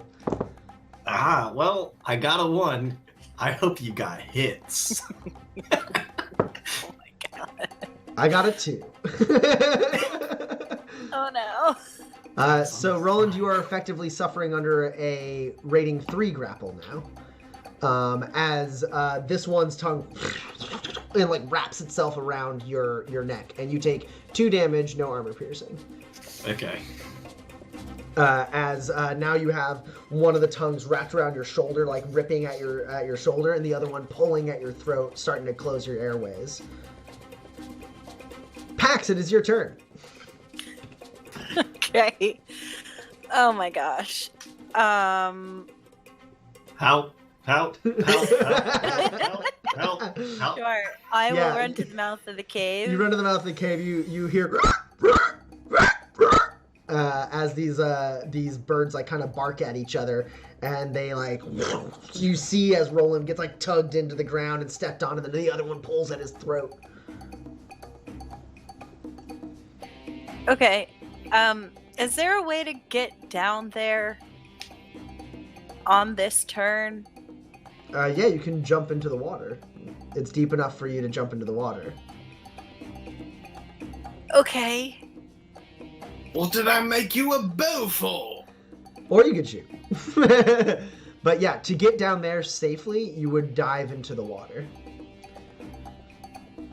It is deep enough around the waterfall that if you jump straight down, you will be safe. But you will be required to swim. Yeah. And something tells me Pax has a problem with swimming. No, I can't swim. Because literally every character you ever make can't swim. Yeah. Deterrent from boats. A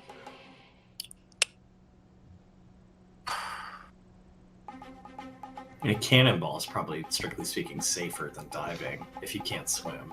I mean, yes. Yeah. Yeah, well, yeah, I can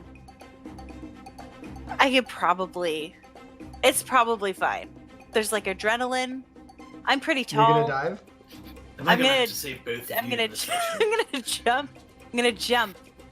Okay. You know, like the Goonies. I'm not gonna dive. Sure. Okay. Yeah, so you you see Roland in trouble. You look down, and it's like almost like a little bit of vertigo as you look at the water. But like the adrenaline's pumping. You don't even spend more than like a second thinking before you leap into the water, pulling your legs up into a cannonball position as you splash in. It's a good splash, and you. Like the sound of the fight and everything goes away. You feel water rushing into your ears and up into your nose, and like what was once like kind of a warm and nice like water is all of a sudden kind of terrifying as you sink, not feeling the ground for a second, and then you start to extend your body and you feel like earth below you, and you open your eyes. The water is clean enough that you can see. You're kind of in this like I guess like shaft inside like a stony pond. Like you can see it's like a little like steep, and then it kind of goes. It's almost like you're in a funnel, right? You're in the center part of a funnel, where it's like straight for a second, and then it becomes like kind of a slope a little bit above you, and you have to swim your way out to make your way to where Roland is if you want to get. What's up? Or. Mm-hmm. Do I shoot my grapple gun towards the car? Do it.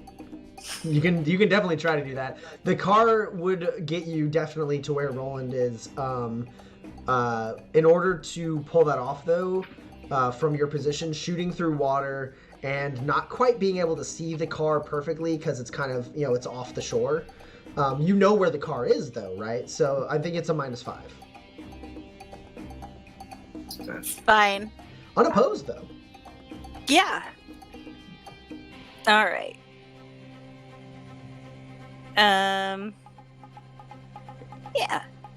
Okay. I will continue to scream in terror and desperate need of aid and use one motivation speaker to roll manipulate as an assist for any test.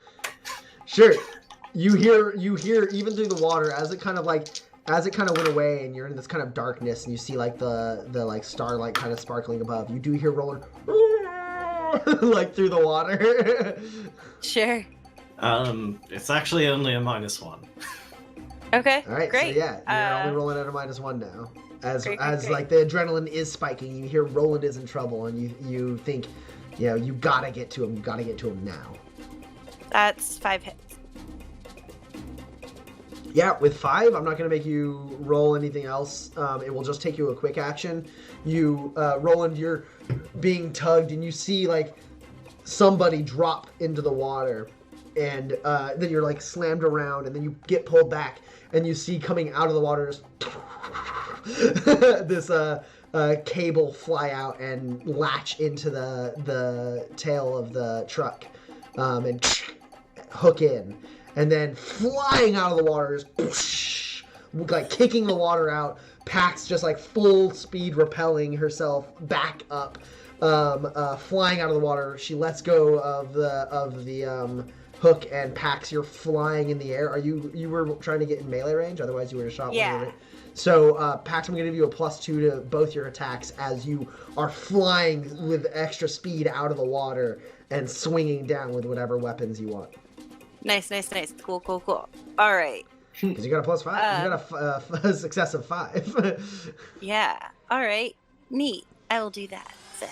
I will. Yeah. I'll get my sticks out. My knife sticks. Stick knives. Oh, the knives or the sticks? They've been knives this whole time. They've been knives with a blunt end. Like. They're like a knife, but then like the back is like flat, like in case I don't want to kill anything. Okay. Yeah. Are you trying? The distinction seems unimportant. Please help. Are you trying not to kill these things? Or? I just like the optics of a stick. I don't really care. Wait, are you saying it's like Rurouni Kenshin, where the blade is on the back of it, but you hit him with the front? Yeah, kind of. Oh, that's something I can get behind. Are you rolling an attack? I hit them. Yes. Please kill a bird. Oh no, I lost a die. All right, it was in jail anyway. No. It's fine.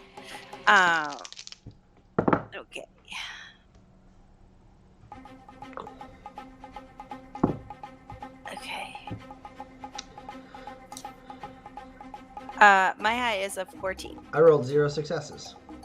That's 4 hits. Accuracy is 4, so that's 12 damage. And there's no piercing. So there you go. They're probably sticks. Or knives. They're knife sticks. You have to decide, because eventually we're going to probably get character art of these characters. And for up until this moment, you've said they were knives. All right. How much damage did you say? 12. No piercing.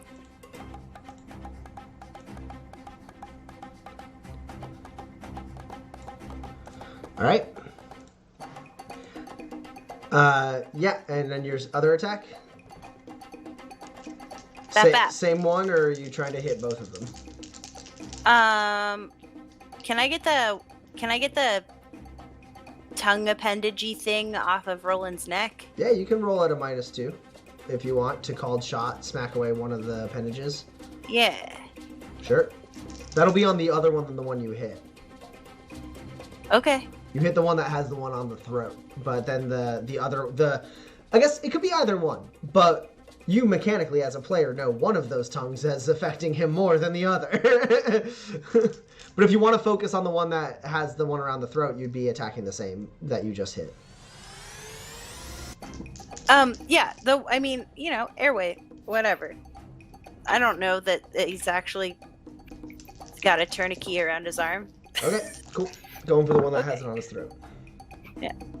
You roll at a -2, which is for you is no effect because right. You had the bonus from rolling super well on your grapple gun. You are up against a 6.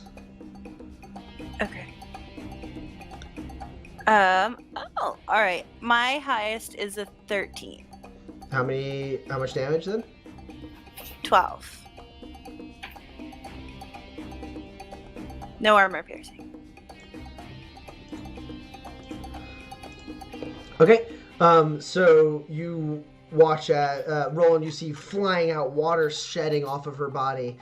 Pax flips in the air elegantly, and as she spins, she pulls out her knives and drives one into the shoulder of this roperite, which lets out a screech and pulls its head back, and then she takes the other one and slashes up, cutting deep into the tongue, which immediately releases your throat and flies back into the mouth of this thing as it stumbles, and Pax swiftly rolls off into the shallows of the pond and turns towards the two roperites. Pax, you can have a grit for clever use of grapple gun. Yeah. Great. Also, you see movement, Pax. Uh-oh. And Kinsey, as you get to the position, you see just the end of Pax's attack. You see Roland being dragged by the arm by one roperite, another one pulling back from Pax's attack, and then on the edges, moving through the shrubs, revealing themselves, you see 3 more roperites. Oh, perfect. Yes, this is going to be so much fun. That's a lot of roperites. It's a lot of roperites. And Pax, you're sitting there, you're looking at the 2 that were attacking Roland, and then you hear some movement behind you, you turn, and then one lunges out and slashes at you with its talons. Okay. So that's... Okay. You're currently up against a 4, but let me know what you get. Okay. I got a 14. Okay. Then you're up against a 4.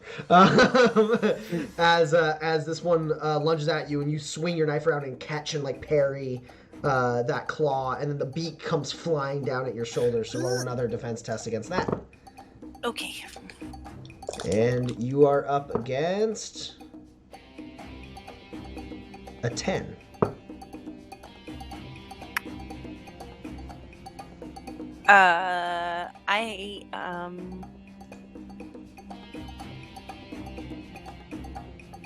Do the mag cores count as 2 separate instances of +1, or does it need to be the set? I mean, it's two. It's +1 and +1. Okay, great. Then I have a 15. Okay. Again, the beak comes at you, and you actually manage to like swing and like catch the roof of the beak with the knife, and like pull it up. The like bottom part of the beak scrapes against your armor on your elbow, and then closes around the knife, and then you twist the head of the rope right and like shove it off to the side, and it stumbles back, and then its tongue shoots out at your ankle. That's cocked.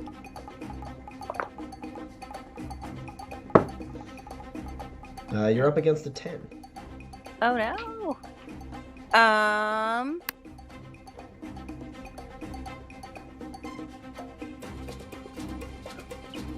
I have a... Nope. I'm gonna spend grit. I'm gonna spend grit to roll another die. Okay. I great. I have a 10. Cool. So that wasn't really worth it. You try to dart out of the way, but the tongue wraps around your ankle and tightly sticks to you, and those like kind of spiny, like sharp parts of the appendage like dig in. You take 2 damage, no armor piercing, and you are affected by a rating 1 grapple, so you're at a -1 for all things. Okay. As the second of the new third Roperites flies out at you and tries to bite at your arm.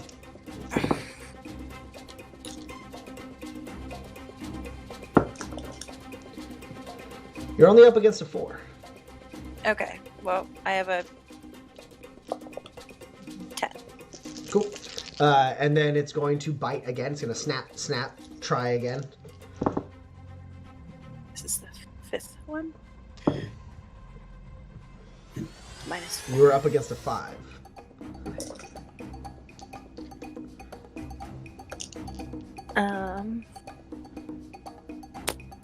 I have a...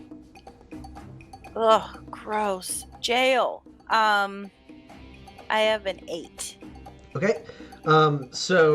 Even with the one yanking on your leg, this Roperite like bites twice, and you pull your arm back and then like parry the second with like the handle of your knife, kind of like almost like punching it with the knife to push it off to the side, and it steps back.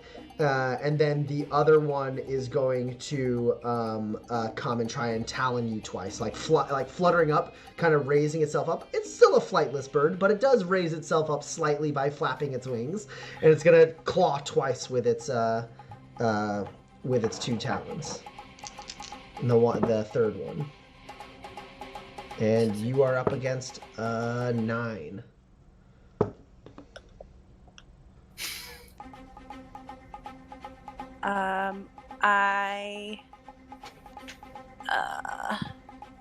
I'm gonna spend 2 grit to count these 11s. Okay. That one you parry, and then the other one, its talon kind of like lands on your shoulder, but it's not able to get the claws in, and it like shoves you down to the knee, and then you see the other one swinging down to kind of like stab into your chest and rake back against your across your chest as it falls off your back. And you are up against an 8.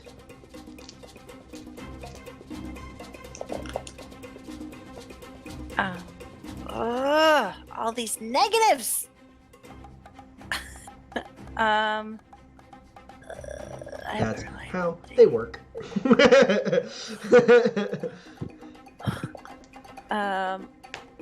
Oh, hey, that'll do. I have a 9. Okay.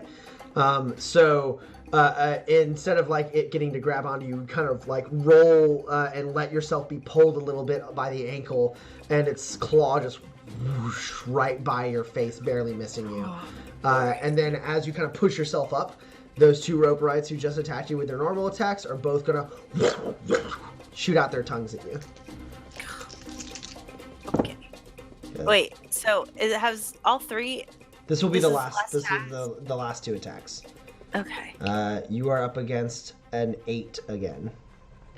Okay, well, I can't do better than an 8, so hopefully I can tie it. Oh, I can. I have an 8.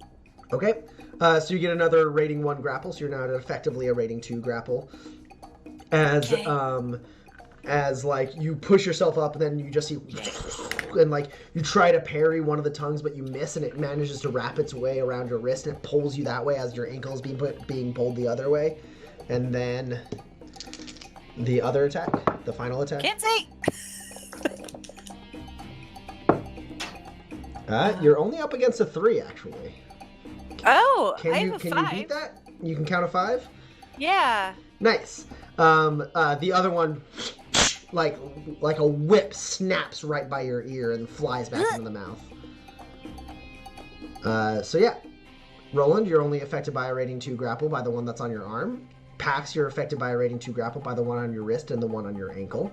And Kinsey, you see a whole hunting party of 5 Roperite surrounding your companions below.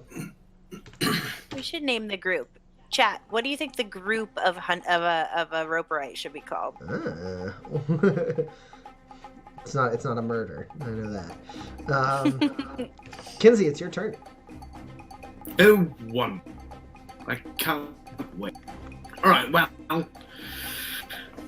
so I'm seeing this entire hunting party. Companions not doing so very well. I think I am going to go ahead and take some shots, because that seems like the smartest thing to do from this. Before I do so, I'm going to remove the what's it called? Bayonet from my, so that I get +3 instead of +2. Okay. So there's one that you can see is pretty heavily wounded from Pax. You're using your rifle, right? So you can only target one? Yeah, I think so, yes. Yeah, because your pistol's your burst fire. Yes. Yeah, so you shoulder your rifle. There's 5 down there. You see that one is very heavily wounded by Pax, and then there's 4 completely fresh Roperites. The one that is heavily wounded doesn't have a hold of any of your friends. The 3 of the remaining 4 do. 2 of them have Pax and 1 of them has Roland. And then there's a 5th one that also failed to grab Pax. I am going to get the one that has Roland because I have much less confidence in his ability to... Okay. Take your shot. Alright. No. I don't want these dice. Good ones. Kinsey, you're only up against a 4. Good! Oh, that's great to hear. Here we are. You ready? Prepared.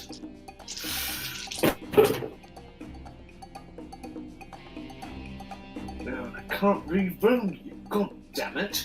Well, that's alright. I am going to go ahead and spend 3 grit. I'm going to punch it so that I can count 1 more of my hits. And that's 3 hits with a power of 6, making it 18 damage with 2 pierce.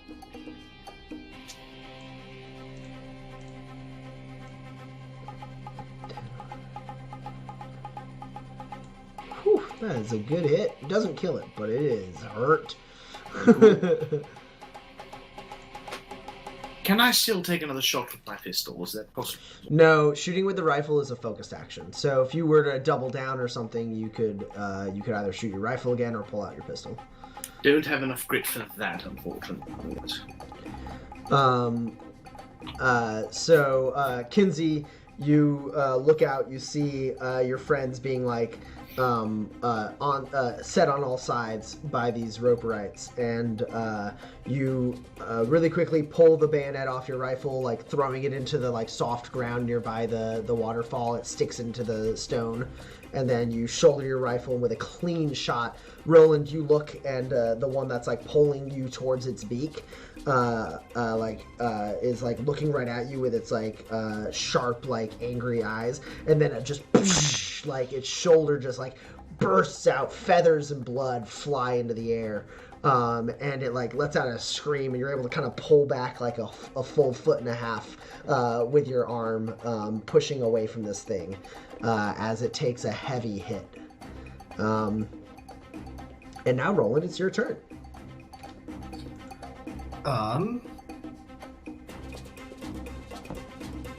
Man, nothing in my inventory is helpful here. Get in the car. Get in the car. Get in the car. He's grappled.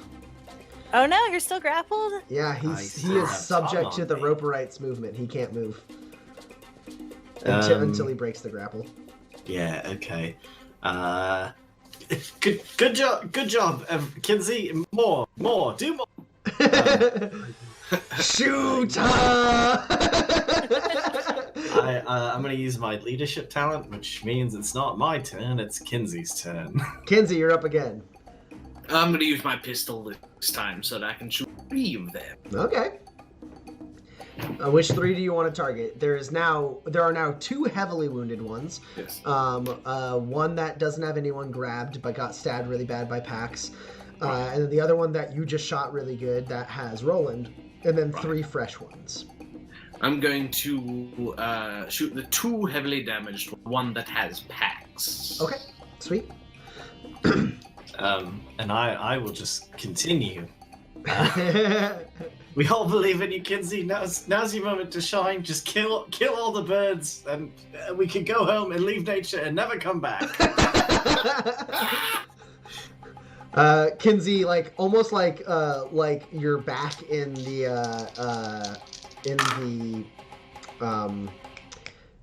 like company, the mercenary company you traveled with.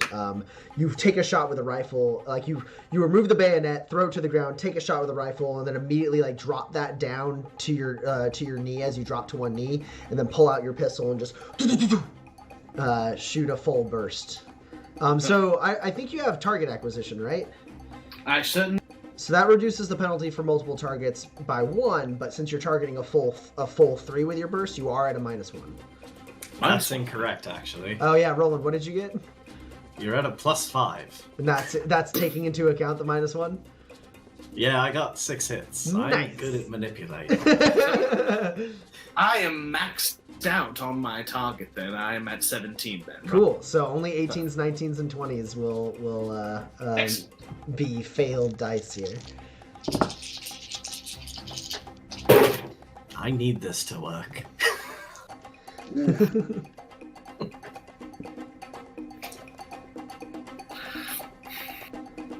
Okay, you're targeting 3, so I have to roll 3 defense tests here.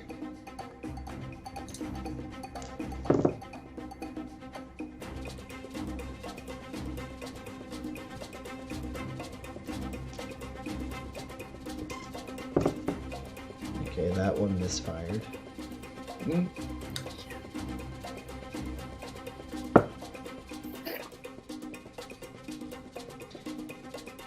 All right, Kinsey.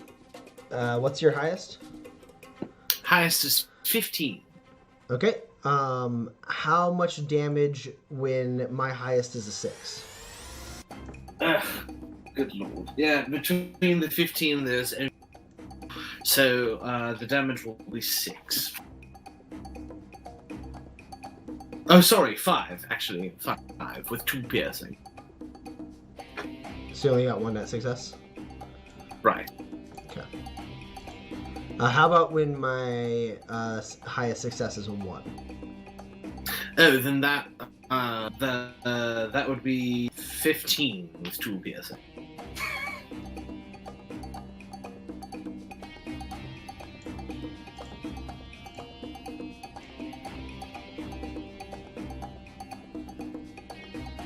Okay. Cool. So, Kinsey immediately like drops to his knee and just shoots a burst with his pistol, and the one that's dragging you in, Roland, gets hit again in the other shoulder. Smaller hit with a smaller caliber firearm. Blood and feathers shoot up. The one that had originally, not originally grabbed you, the one that had grabbed you by the throat, Roland, you see as Kinsey's shot goes through its neck and its body like kind of lurches to the side and it falls down dead. And then one of the ones that has U-packs, you see it get hit like right in like its midsection, just under its like ribs, and blood and like feathers shoot out there. And it lets out a screech, and you feel like its grip on your wrist like loosen just a little bit. So only one of them is dead. And then now there's one very wounded one that has Roland, one pretty wounded one that has Pax, one fresh one that has Pax, and one fresh one that has no one. And it is the turn of the one that has Roland.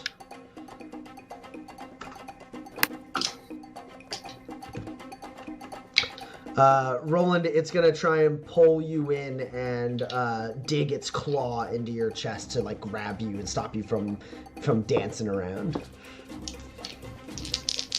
I'm not dancing. I'm really just sort of flailing. Oh shoot! Actually, sorry. Rolling before keep your roll. I forgot. I narrated slightly incorrectly. The one that shot you, Roland, in the other shoulder, it's the one that misfired. So it will let go of you. Hey. So it hits. It's like lets out a screech like as its tongue like lets go of your shoulder and like slaps back, and then it realizes it let go of you in like a fit of pain, and then rushes towards you and is going to claw at you. Okay, that's better. Not because it makes my roll any different, but just because he's not on me now. Yeah.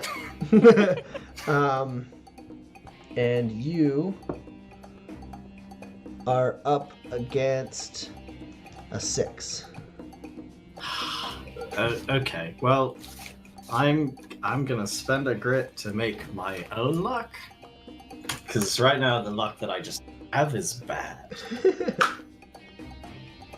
Well, it continues to be terrible. I have gravely misfired. Wait, no, you can't gravely misfire off of. No, it was from before. Oh, well, make your own luck can't stop you from gravely misfiring. No, I know, but if I had gotten a success, it would just be a misfire. Got it. Yeah, let's go ahead and Roland. Wait, you guys don't have a med kit. That'd be too harsh.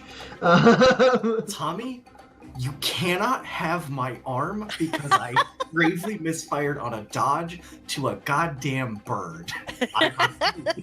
That's how grave misfires work. I can definitely do that. But since you guys don't have anything else, not a bird. You don't have the tools to deal with that.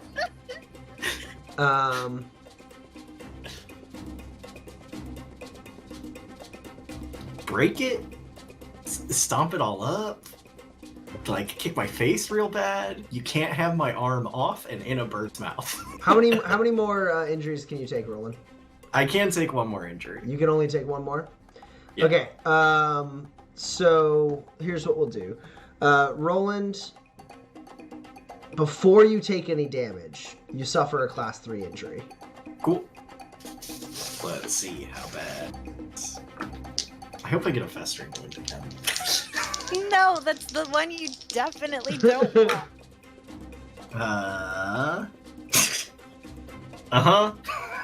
Did you get another festering wound? Yep. No.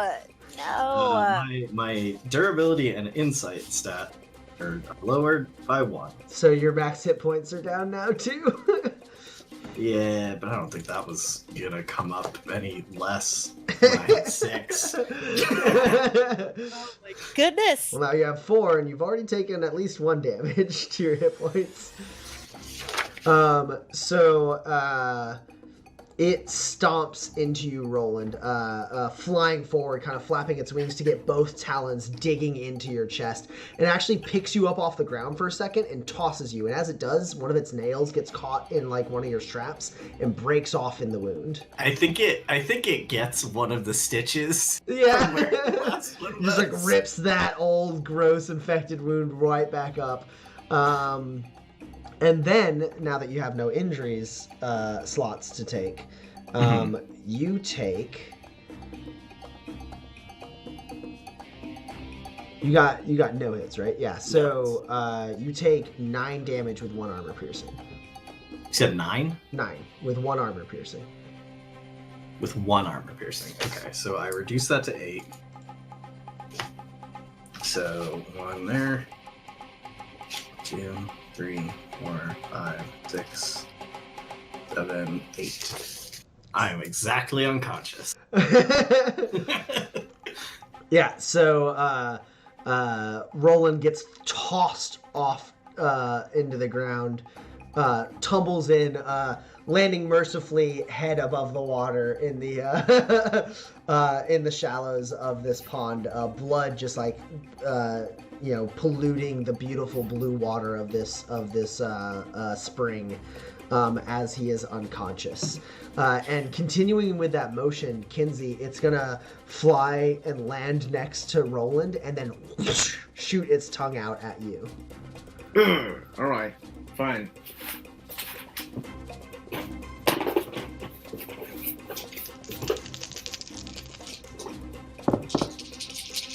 Birds are stressing me out. Good. I hate nature. Kinsey, you're up against an 8. I have 1 hit over an 8. Okay. So you pull back, Kinsey, and the tongue like smacks and like shoots the stones up at your face, but doesn't manage to grab you and flies back into this thing's mouth. And then let's see. It's going to grab Roland. Oh, great. And start trying to run away with his body. Yeah, it's like its tongue is gonna like slip back, and then it's gonna just like instead of pulling it fully back into its mouth, it's like gonna let it whip past its shoulder and then swing it back around, and it like wraps around Roland's torso like 3 times and digs in, and then it just starts like it pulls Roland up against its chest, and then like starts like running past the truck and out of the valley. It doesn't get super far, but it starts like making away with its kill. Can I still see it? Yeah, you can still see it. Yeah. But Pax, it is your turn. Cool. 5 plus 1 can also play this game, and I will throw a net shot at this runaway with Roland character. So you got 1 on your wrist, 1 on your ankle. The one of the on your wrist is like wounded. There's the other one that's like circling around you, and it turns its head, and you follow its gaze, and you see the one like pull up Roland's limp body and start like rushing off with him. That one. Yeah, and you with your free hand, you reach to your bandolier and you throw a net projectile. Mm-hmm. All right, go ahead. All right. And I'm at a -2 to all actions? All actions, because you are grappled. All right, let's see what we got. You're only up against an 8. Oh, hey. That's nice. That's nice. I get to reroll this one. Okay. Yeah, cool. That's 4 net hits. I have a 12. Okay.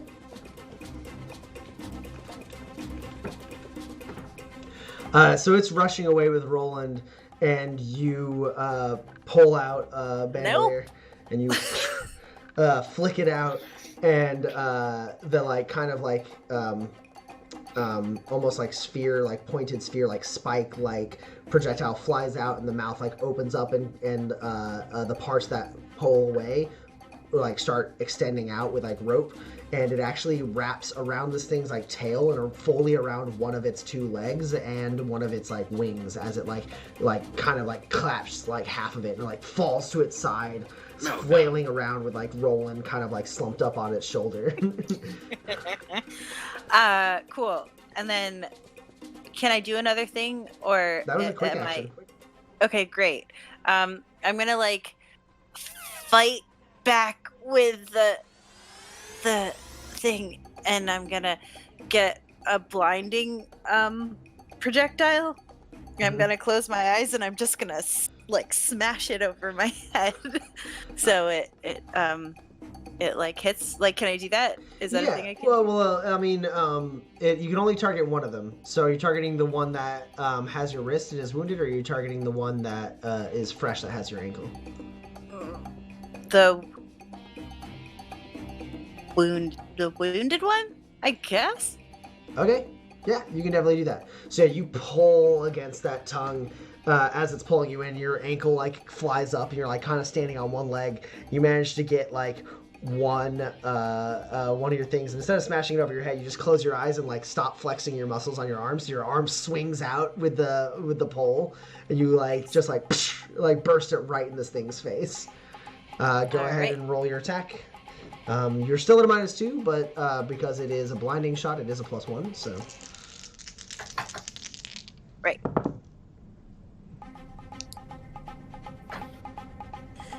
Kia. Alright, so you are up against an 8. I like that they generally can't roll above. Keep just rolling 8s. It's like really high, really low, or an 8. Okay. Cool. Ooh, it's not good. It's not good. I have a reroll. See if I can get more than that. Okay. I have an 11 hot. All right. How much damage is that over an 8?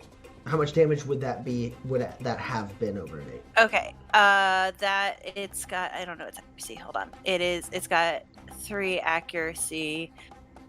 So that is 9 damage. It would have been 9 damage. So that thing is now at a -9. As you just and like your you see the flash of red as in your closed eyes, and you hear this thing.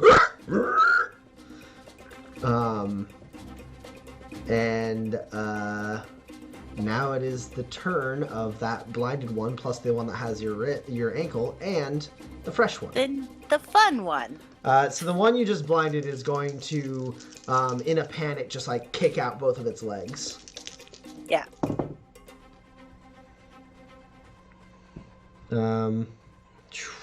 You're up against a 1. I have 2 2s. Okay, next attack. Okay. No successes. So if you get, it doesn't matter what you get. It misses.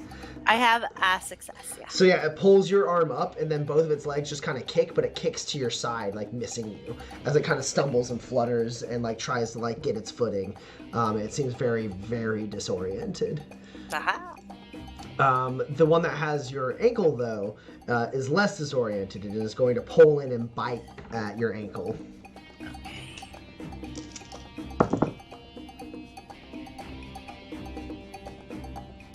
Started a You are up against an 11. I did it. I rolled higher than an 8. Okay. We're all really proud of you, Tommy. Ew, hiss. All right. I think I know what I'm trying to find out. Jail.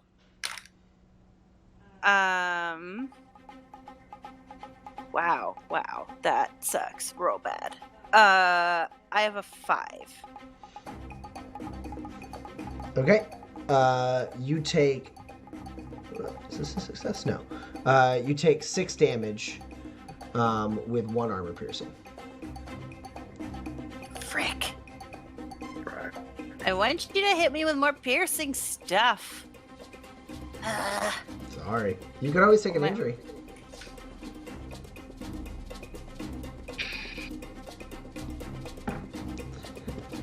Yeah. Okay. You're going to take an injury? Okay. I'll take a babby injury. So it's a class 1 injury. Roll a d20. That is a 2. I think that's a... You're off balance. Yeah. That makes sense. So -1 to your next test. -1 to your next test, which is this dodge test that's coming your way.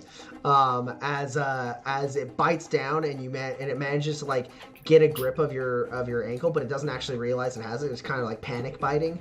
So it bites once and like pulls your leg up and lets go, and then goes to bite again.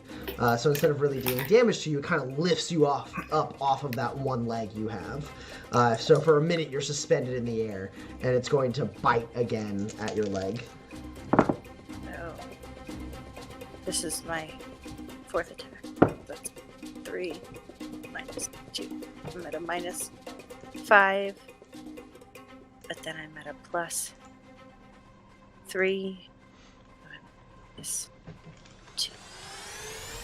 I did it!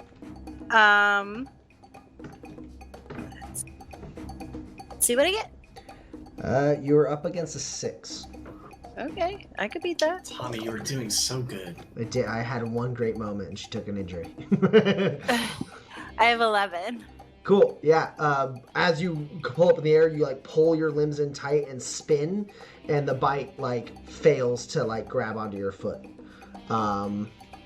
And then the super duper fresh one is going to lash its tongue out at you.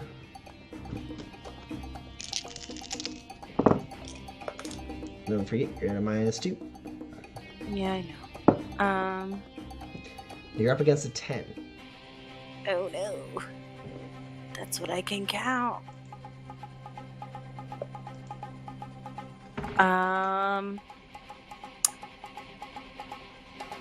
I have an 8. Okay, this one gets your other wrist. So now both your arms are being pulled in opposite directions, and one leg is being pulled behind you. I'm gonna kick these people so much. And you land on the ground with your one leg, and you are now effectively in a rating 3 grapple. This is very worrisome. I didn't care for this. Kenzie! And the one that just got your wrist is going to use its 2 attacks to try and pull you towards it and kind of pull itself onto the ground and kick its legs up at you. 9. You're up against an 8. That's as high as I can count. Stop it, Tommy.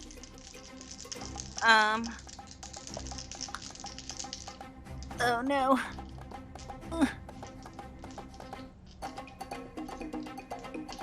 Oh no. I have a 7. Okay, you take 3 damage with 1 armor piercing. I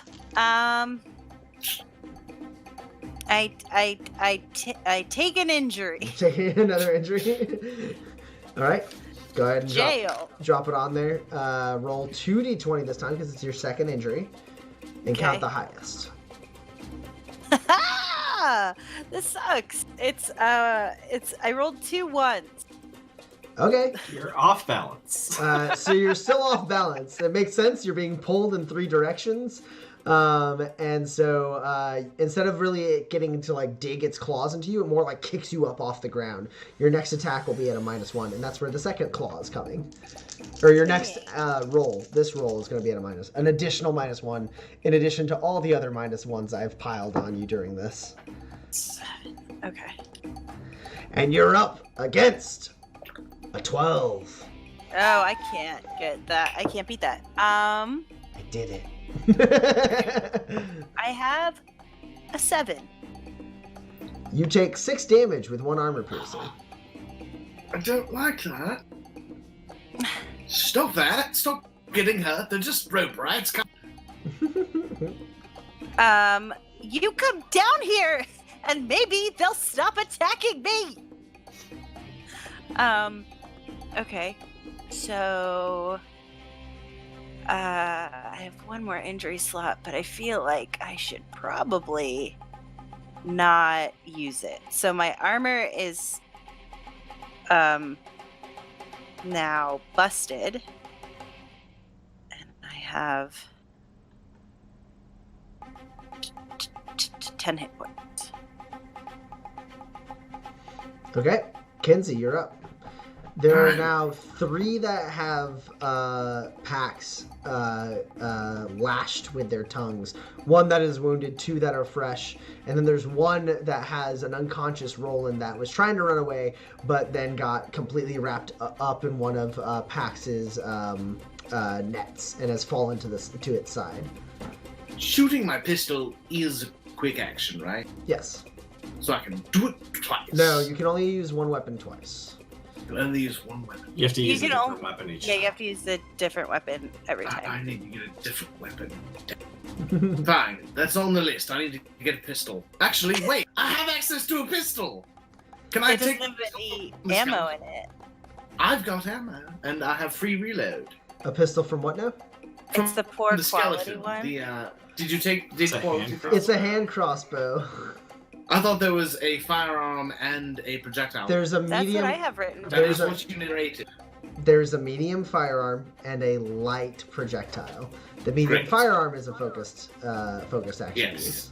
that makes sense. I'm still going to take that crossbow because I want to shoot twice. Damn. Do you have any projectile ammo? That's a fair point. Because he didn't have You any. huck it. He didn't have any. Fine. Can I just? Anyway, so fine. I'll take 3 shots, and I think I'll have to dive into the water afterwards. Let's start with the shots, shall we? I'm going to shoot the 3 that have pack. Okay, cool. One of them is so fucked.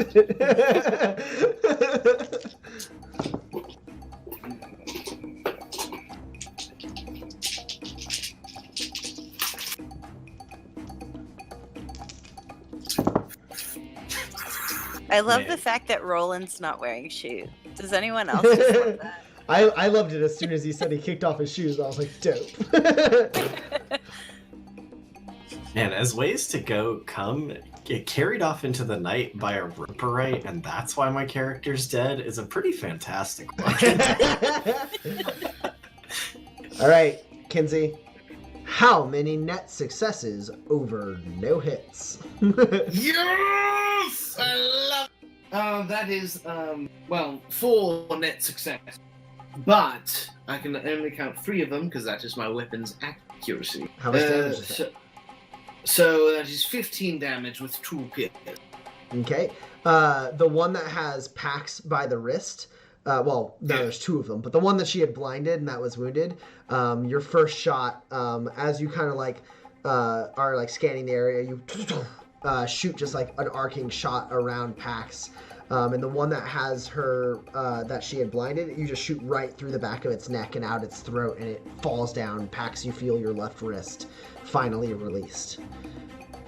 How many net successes over a 3? That is still 3 successes. Alright, so 15 damage. What do you do? With 2 piercing, yes. You get a nice meaty hit on the haunches of the one that has Pax's ankle. And then how many net successes over an 8? That is 1 net success over an 8, so that is 5. How much piercing? 2. Alright, that one's more of a glancing blow on the one that has Pax's other wrist. Some feathers shoot up, it seems angry, but it's much less of a sharp hit. But Pax, you your one wrist gets off, and you kind of have 2 limbs on the ground for a second as your one arm is being pulled one way, your leg is being pulled the other, and you get dragged across the stones for a second, and then push yourself back up. And that is Kinsey's turn. And Roland, you don't have a turn, so that's good for you. Can I still take a dive? Is that a focused action? That's not a quick action. Yeah. Finish your turn. That was only a quick action. Yeah. Right, You can, I just wanted to you make can sure, definitely sorry. dive. And then if you want to try and swim your way up onto the shore, go ahead and roll an athletics test to swim. Perfect. Athletics, which I get a +2 to because my arm buoyant. Your armor has adjustable buoyancy. I believe also unopposed swimming tests, you get an automatic success. Aha! Wonderful. So which one are you? There we're not. There we are. Alright, come on, do this. Wonderful. It is still a misfire, but it's one success. You say you misfire? Yes. But the one success you get is just the one that you automatically get? Oh, so I guess I get 2 successes. That's decent. But you misfire. Yes. So Kinsey, you dive elegantly into the ground, into the water, arms out, and you into the water. And then as you do, you swim to the top. The adjustable buoyancy in your armor kicking in immediately and like filling with like pockets of like reserved air to kind of like give you that extra boost. And you fly up and you out of the water and you get to the shallows and you start walking out and you realize you've dropped your gun in the pond. So, which gun? My pistol? Medium fire. I did think for a second, if it was a grave misfire, I was going to say you left your rifle up in the cave, but I will say it was your pistol. I think you shouldered your rifle, or like slung it over so that you could dive, and then dived, and then dropped your pistol, because that was what was in your hand. Within that dive, could I have grabbed my bayonet, or is that okay? Yeah, sure. I don't see much reason for that to matter. So you have your bayonet and your rifle. Your quick action is grabbing your bayonet, slinging it on your rifle, throwing that over your shoulder, diving in swiftly, and pushing yourself up to the shallows, only to realize that you've let go of your pistol in the pond and it's sunk down to the bottom of that shaft. Come on.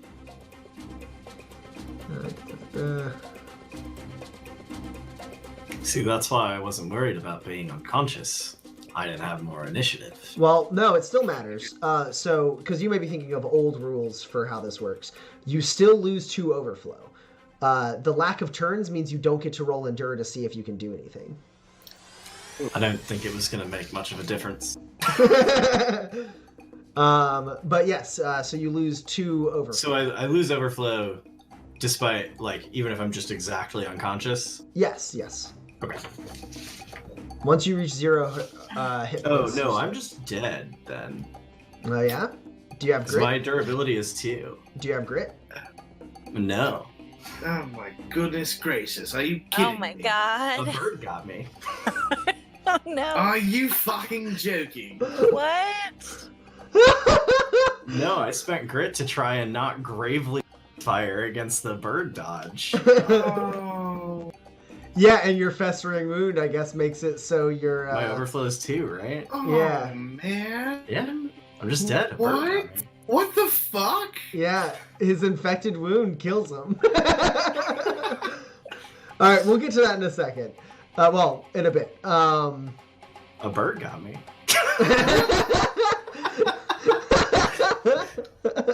Oh my god, Tommy, you've killed 3 people in Manifest, only one of which was on purpose, and I'm the 2 other ones.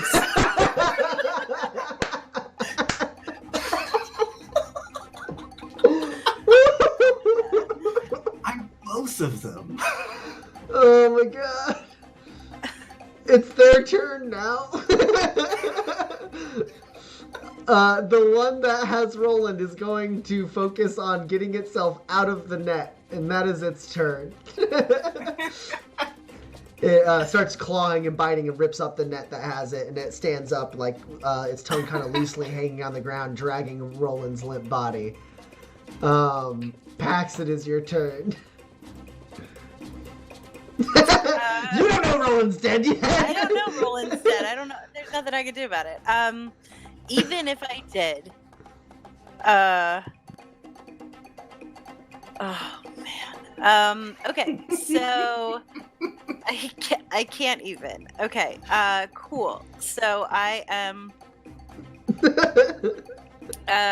in trouble though. So Yeah.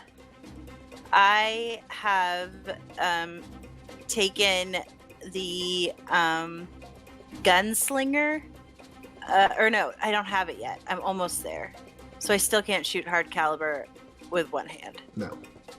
Okay. You never can still shoot with 2 hands, even though one of your hands has a rope right tongue around it.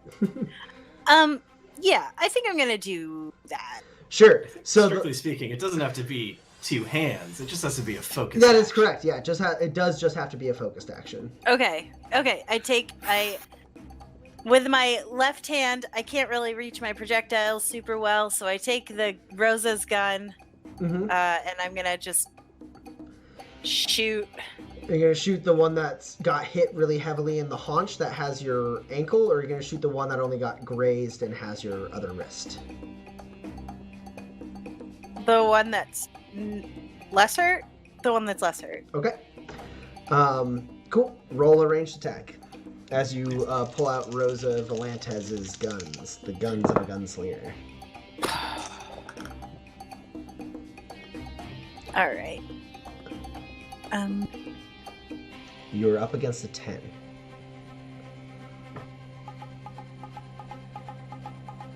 Well, it has reliability, so we'll do that first. Also, jail!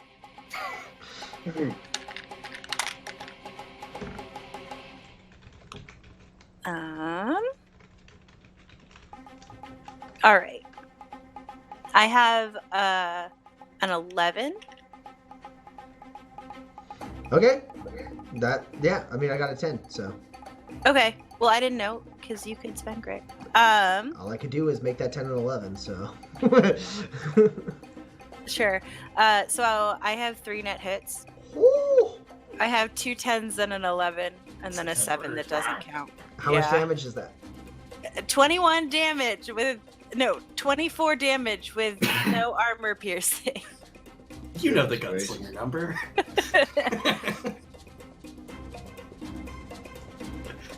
All right. It's APDS. So you bounce up against the ground, get dragged against some of the soft stones under the water, push yourself up, and kind of flailing up in the air, kind of lifted up. You reach behind with your left hand and whip out the hard caliber pistol you took off of Rosa Valantez, and you just pull both of your limbs in, tightening your body to spin yourself around really fast. And that one that has you by the ankle, you just aim down your body and just shoot a shot right down its throat. At the back of its head just blows away, and the tongue rips out of its mouth and falls off of your ankle. Goodness gracious! Letting go of your ankle, and you drop down with just your wrist caught, and then the smoking hard caliber pistol in your left hand. I said, "Let go." And that is your turn, Kenzie. And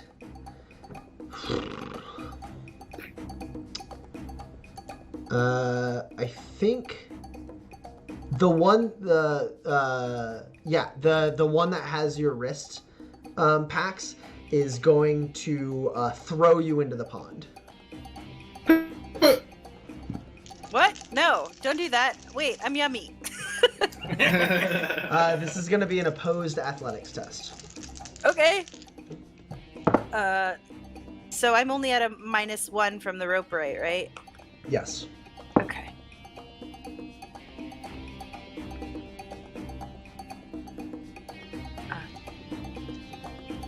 Pax, you can have a grit. I'm going to make my own luck. Grit?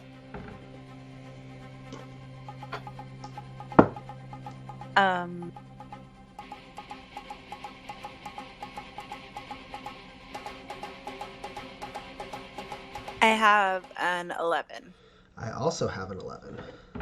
Well, after I spend this grit. Take another grit, Pax. I am playing grit. to the gallery. I have an 11 as well. Okay. So you do get launched. It throws you into the water, letting go of your wrist as it does. It just kind of whips its head, lets go of your wrist, and you go flying into the water. You land in a way where you can actually reach up and grab a hold of some of the stones. So you're at your shoulders with your legs dangling down that shaft underwater.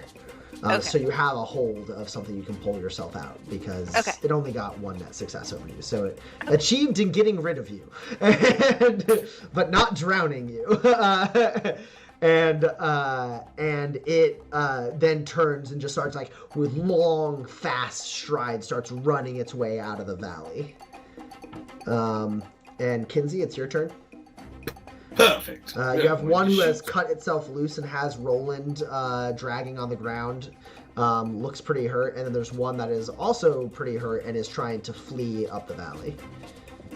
Those are the only two that are left. Yes. I'll shoot them both.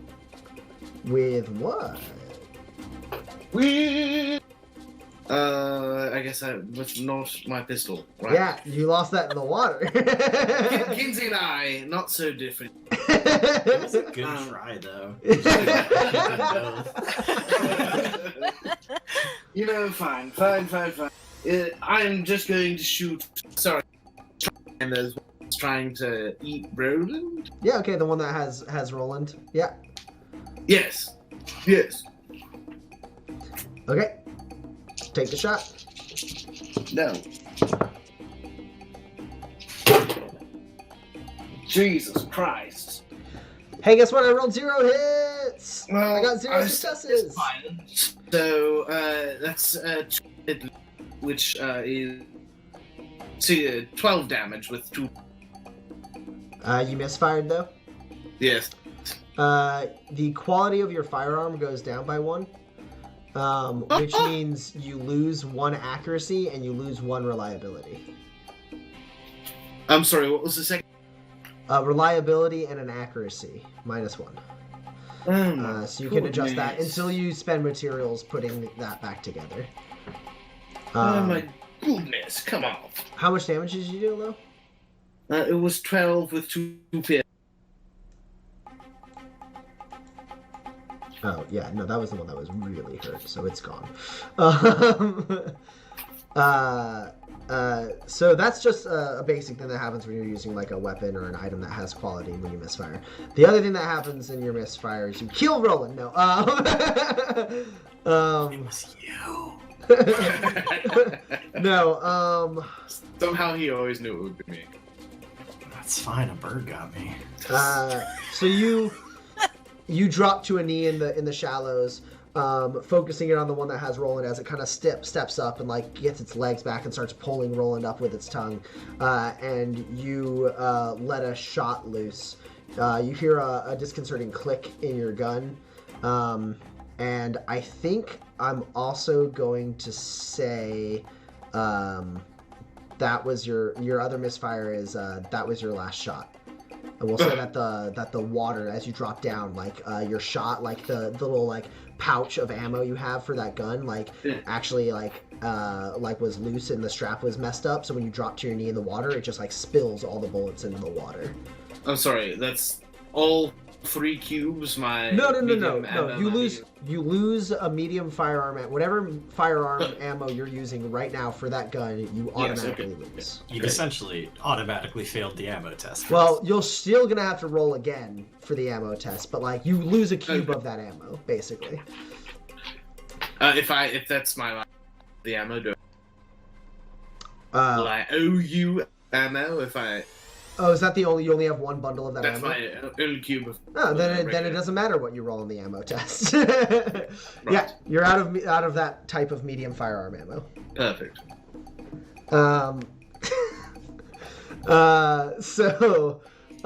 You fire the shot and like the kickback like breaks the strap that you didn't realize was like weak, and your ammo just falls into the water. Packs, you actually see bullets kind of like fall in and like settle around you and fall behind you. Into the pond. It's disconcerting.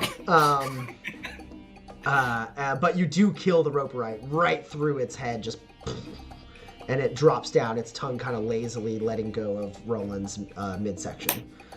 And then the other roperite does manage to get away, and we are going to drop out of initiative. So Kinsey immediately runs. Is going to try to revive him. Okay. I have 4 grit. Can anyone think of a way to flash back to bring Roland back? The bullet hit his badge sword. Only if we're playing with my not a real rule proposed allowed. You get 1 flashback to before character creation. No, you don't get to flashback and respec Roland, that's for sure. Nah,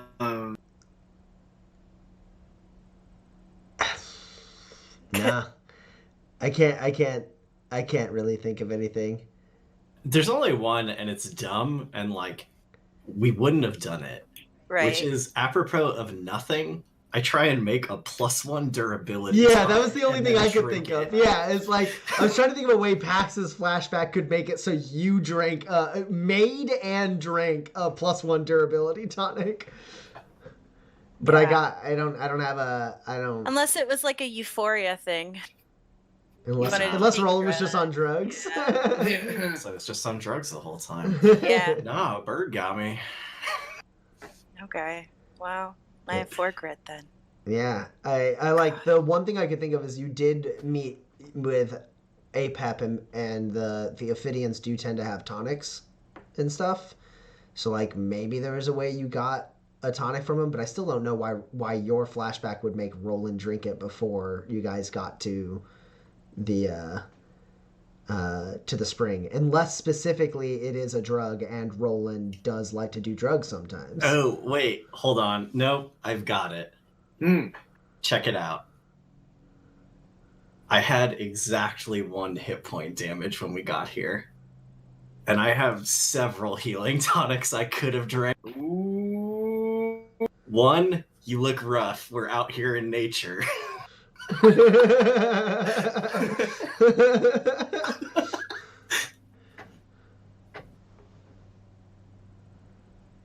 Yeah, I mean, it's up to you. I'm actually totally fine either way. It's Roland doesn't have to say yes when you use your flashback to tell him to drink a tonic. Yeah, okay, I'll do everything I can, and then Dan, you can decide if you die or not. Sure. Okay. So flashback, it's the middle, it's the middle of the second day, or middle of the later like you're sleep deprived. It's you haven't quite seen the oasis yet. You're feeling pretty tired. And Pax, you look over and you see Roland is like bags under the eyes, like kind of like ready for a rest. Roland, you look.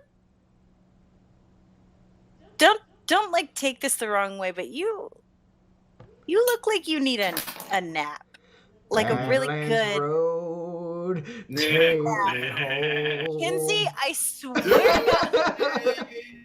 I belong. I mean, the thing that's really rough is that if it weren't for that, I feel like I would sleep well. I like open up the thing and I'm like, Kinsey, can you just hit pause for like 2 hours? Hit like stop for 2 hours. 2 hours? 1 hour. Come. 2 hours, and then if you want, you can drive. You know I like to get my Klein on. Hit the pause button on my plane. Thank you. Try to take a nap? No, you know what? Let's do drugs instead. That is not what I said. No. All right, I have a healing tonic with unknown side effects that I took off the corpse of Samuel Hofstetter. Oh, I think I actually wrote what that was. Oh wait, sorry. No, I don't drink that one. It is much stronger than the other one I could take. Okay. What are your side effects? They are -2 to awareness skills, which would probably be irrelevant by the time it came up. Sure. Cool. So, Roland, you pop the tonic, you take a drink, you feel a little bit better. This means at this moment you have 1 overflow box remaining due to this no, flashback. it means I have 1 hit point remaining. Oh, sure, you're not unconscious. Because I was exactly unconscious. Yeah.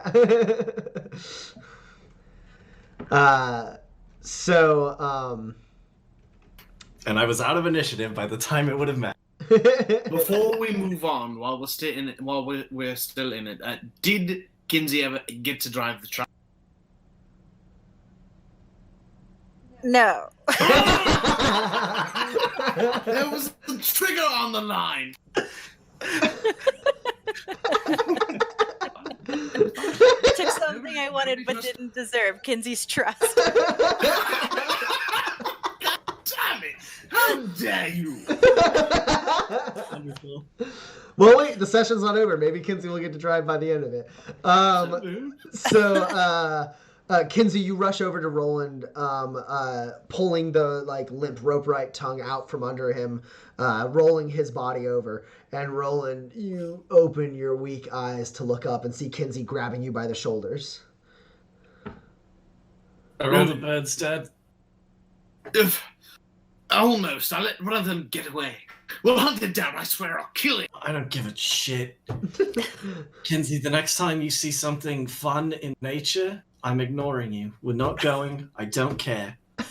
Nature sucks. I hate it. I will not. No more. Pat, you pull yourself out of the water. You're delirious. Nature's wonderful. My mind has never been more clear. I Fine, say this with sound mind and sound heart. Fuck nature. I throw the stuff we got from the cave in the back of the truck, and I turn the truck on, and I back up to where and drive over to where Roland and Kinsey are. We're going. I hate this.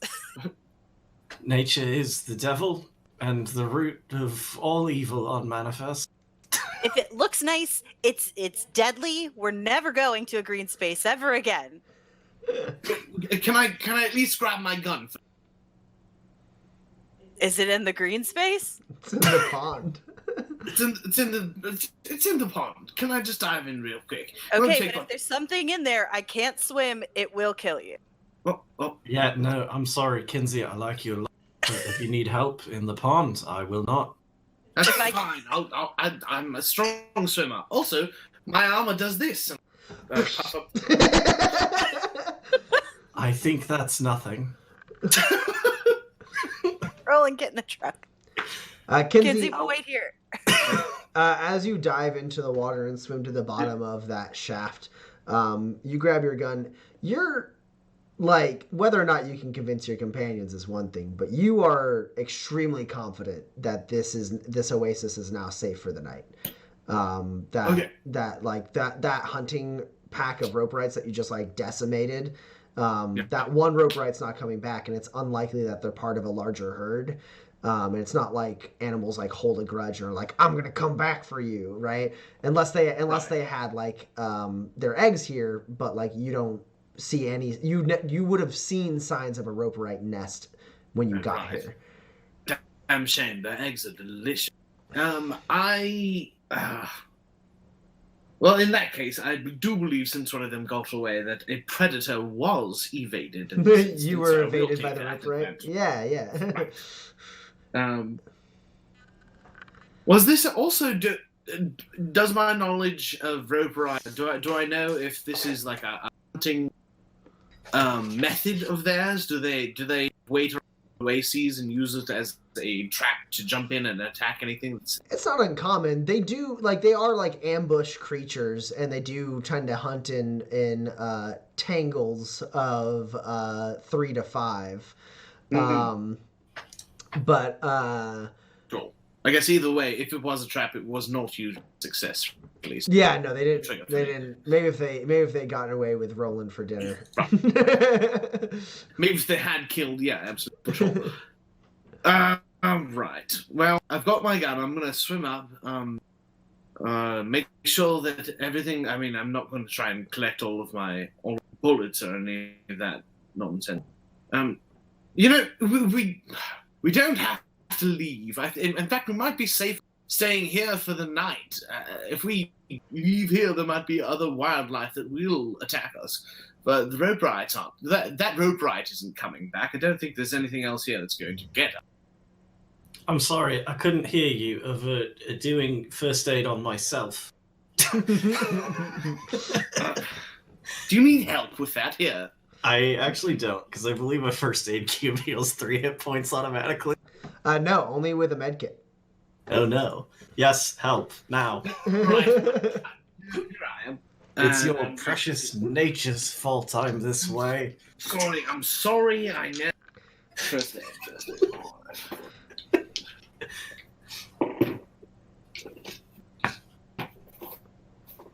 Look at what your nature has done. See what nature hath wrought. That is... Oh, good lord, come on. That is a +0 for... I was gonna say before you rolled, Kinsey, does a +1 help you at all? Does a +1 help you at all here? No, it doesn't. Okay. I rolled a 15, a 13, a 7. Well, regardless, Roland, take a +1 because there's plenty of clean water here to like clean utensils and stuff like that. Sorry, you cut out for a second. +1. Sure.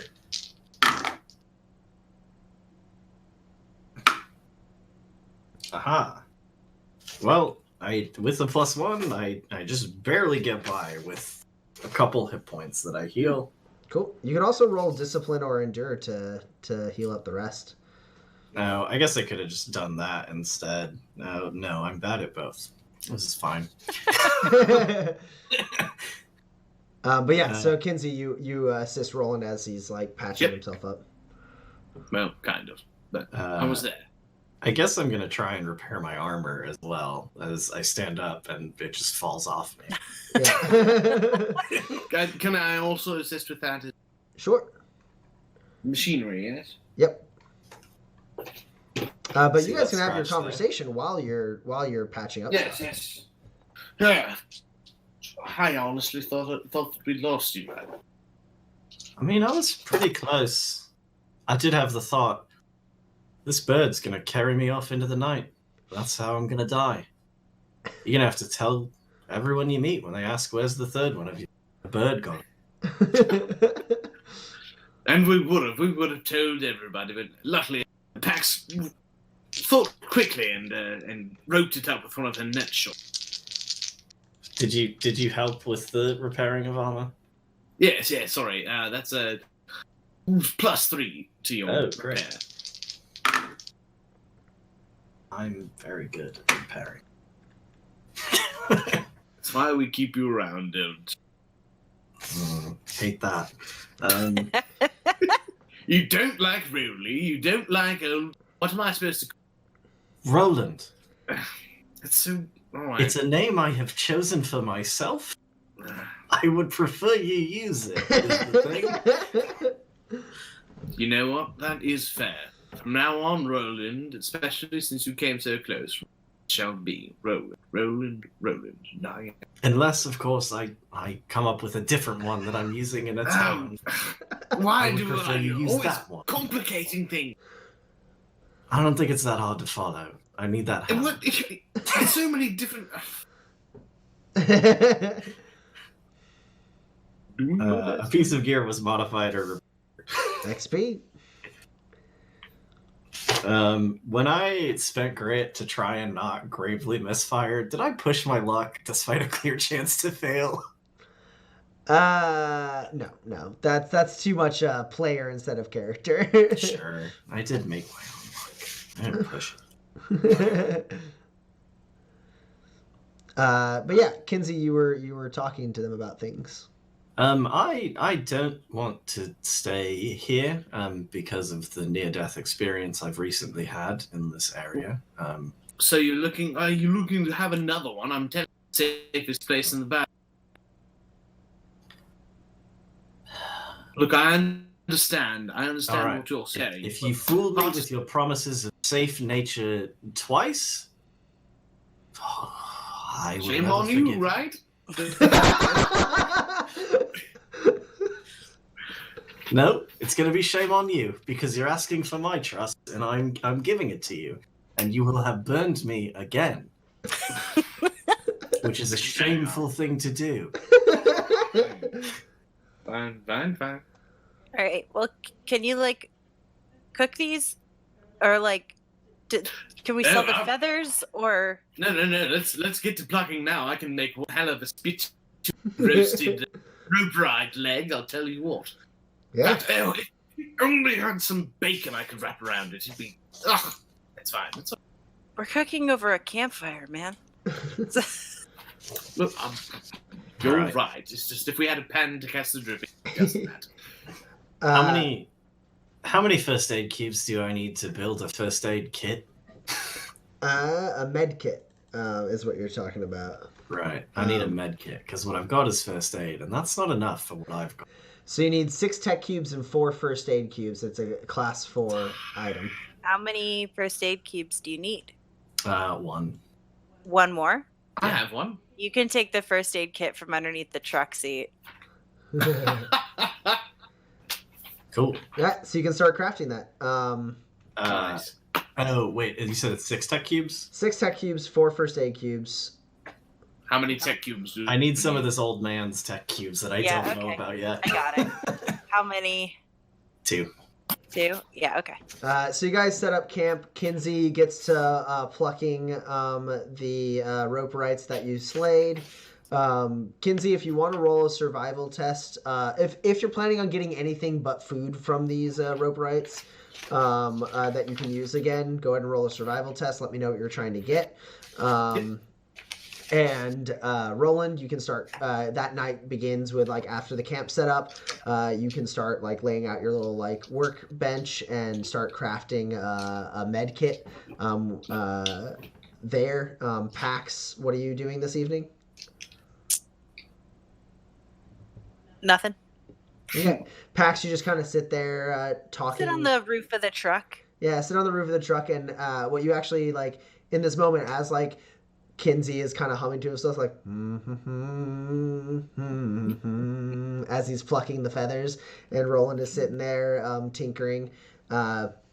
You sit on top of the truck, Pax. You see your 2 friends around the campfire doing their thing. Kinsey starts roasting a leg of roperite with a bunch of Munson spice rubbed into it. And A nice spice. It's a nice spice. And you kind of hear the soothing sound of the waterfall into the pond. You look up, you see a shooting star across the star-strewn sky of Manifest with 2 moons floating above you, with a line straight through that is the asteroid belt.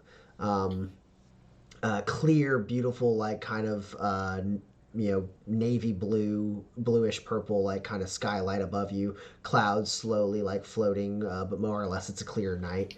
And the Badlands, which previously had always been kind of loud, and even at night, the critters around had always been kind of loud. It's just quiet and peaceful and nice here, and when you breathe in, you taste the kind of fresh water misting off of the waterfall. And again, this is a place of peace, and that's where we're going to end this session. So we narrowly avoided a character death. A bird got me. A bird got you, but then Pax spent 4 grit to have saved you. I now have no grit. Oh wait, maybe I have some grit. Yeah, you all do get a grit for surviving a deadly situation. All right. But let's if any of you in the chat have any questions whatsoever, now would be the time. We'll do our usual open floor for any Q&A. I don't believe anyone submitted anything into the Discord. I'm just going to double check here. Yeah, no, nothing submitted through the Discord, so it's just a matter of if anyone who's watching has any questions, either about Manifest, the session, the characters, the players, whatever you got. I did see one question. 5 in jail. When Roland was dead, which was a nice, fun reference to the Essential NPCs podcast, which asked, so how likely are we going to get AI Roland next session? Nah, I didn't die next to a brick of luminescence. I didn't die eating a brick of luminescence. Right, yeah. It was the only way to illuminate post-character. Just yeah. But no actual questions so far in the stream chat. I didn't see any in the Discord, so if anyone in the stream chat has a question, pop it in there. We'll answer it. But to give you a second to do that, let's go through all of the advancement triggers we may have forgotten to point out during. Kinsey, I think we got definitely 2 of yours. I remember you pointing out, right? Survived in the wild. Predator was evaded. Predator was evaded. And survived in the wild. Yeah, Predator was evaded and survived in the wild. Can't think of an instance where trap was utilized. Yeah, I got ambushed super hard and almost died. but you didn't die. You didn't. Okay. It felt Patience successful to me. I'm trying to figure out how patience did. Actually, you know what? Right there at the end, when you convince them to stay. When I what? When you convince them to stay. In the Oasis. Yeah.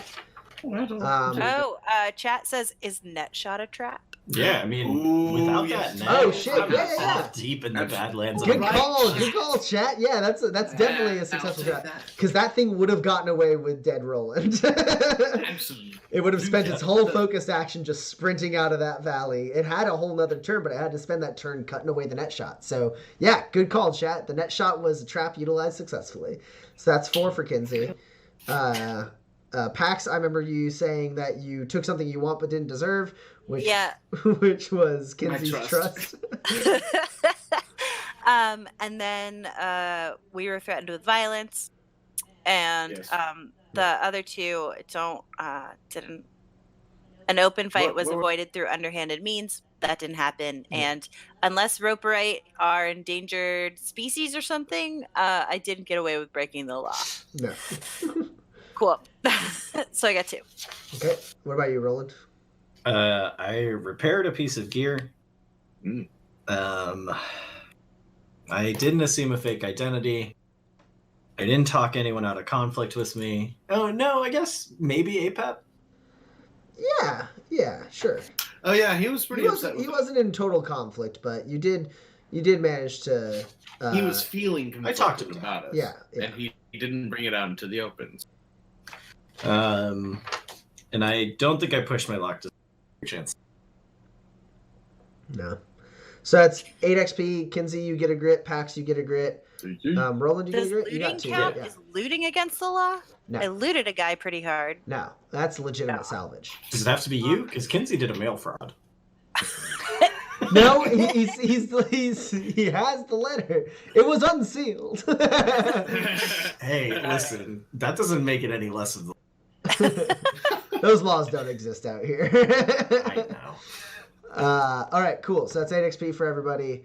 I don't see any 185 questions in the chat, so I think we are done for this evening. Thank you so much to everyone who watched. Congratulations again to Lord Gizmodian. We will be sending you this Roperite, the Roperite that almost killed Roland. We'll be sending that your way post-haste. Congratulations to the 3 of you for surviving that, particularly you, Dan. Thanks. Thank you so much. We're going to be on again next week. That is March 17th at 8 p.m. Central. Until then, enjoy. Don't forget to subscribe. If you can. Follow, Subscribe. smash it so hard.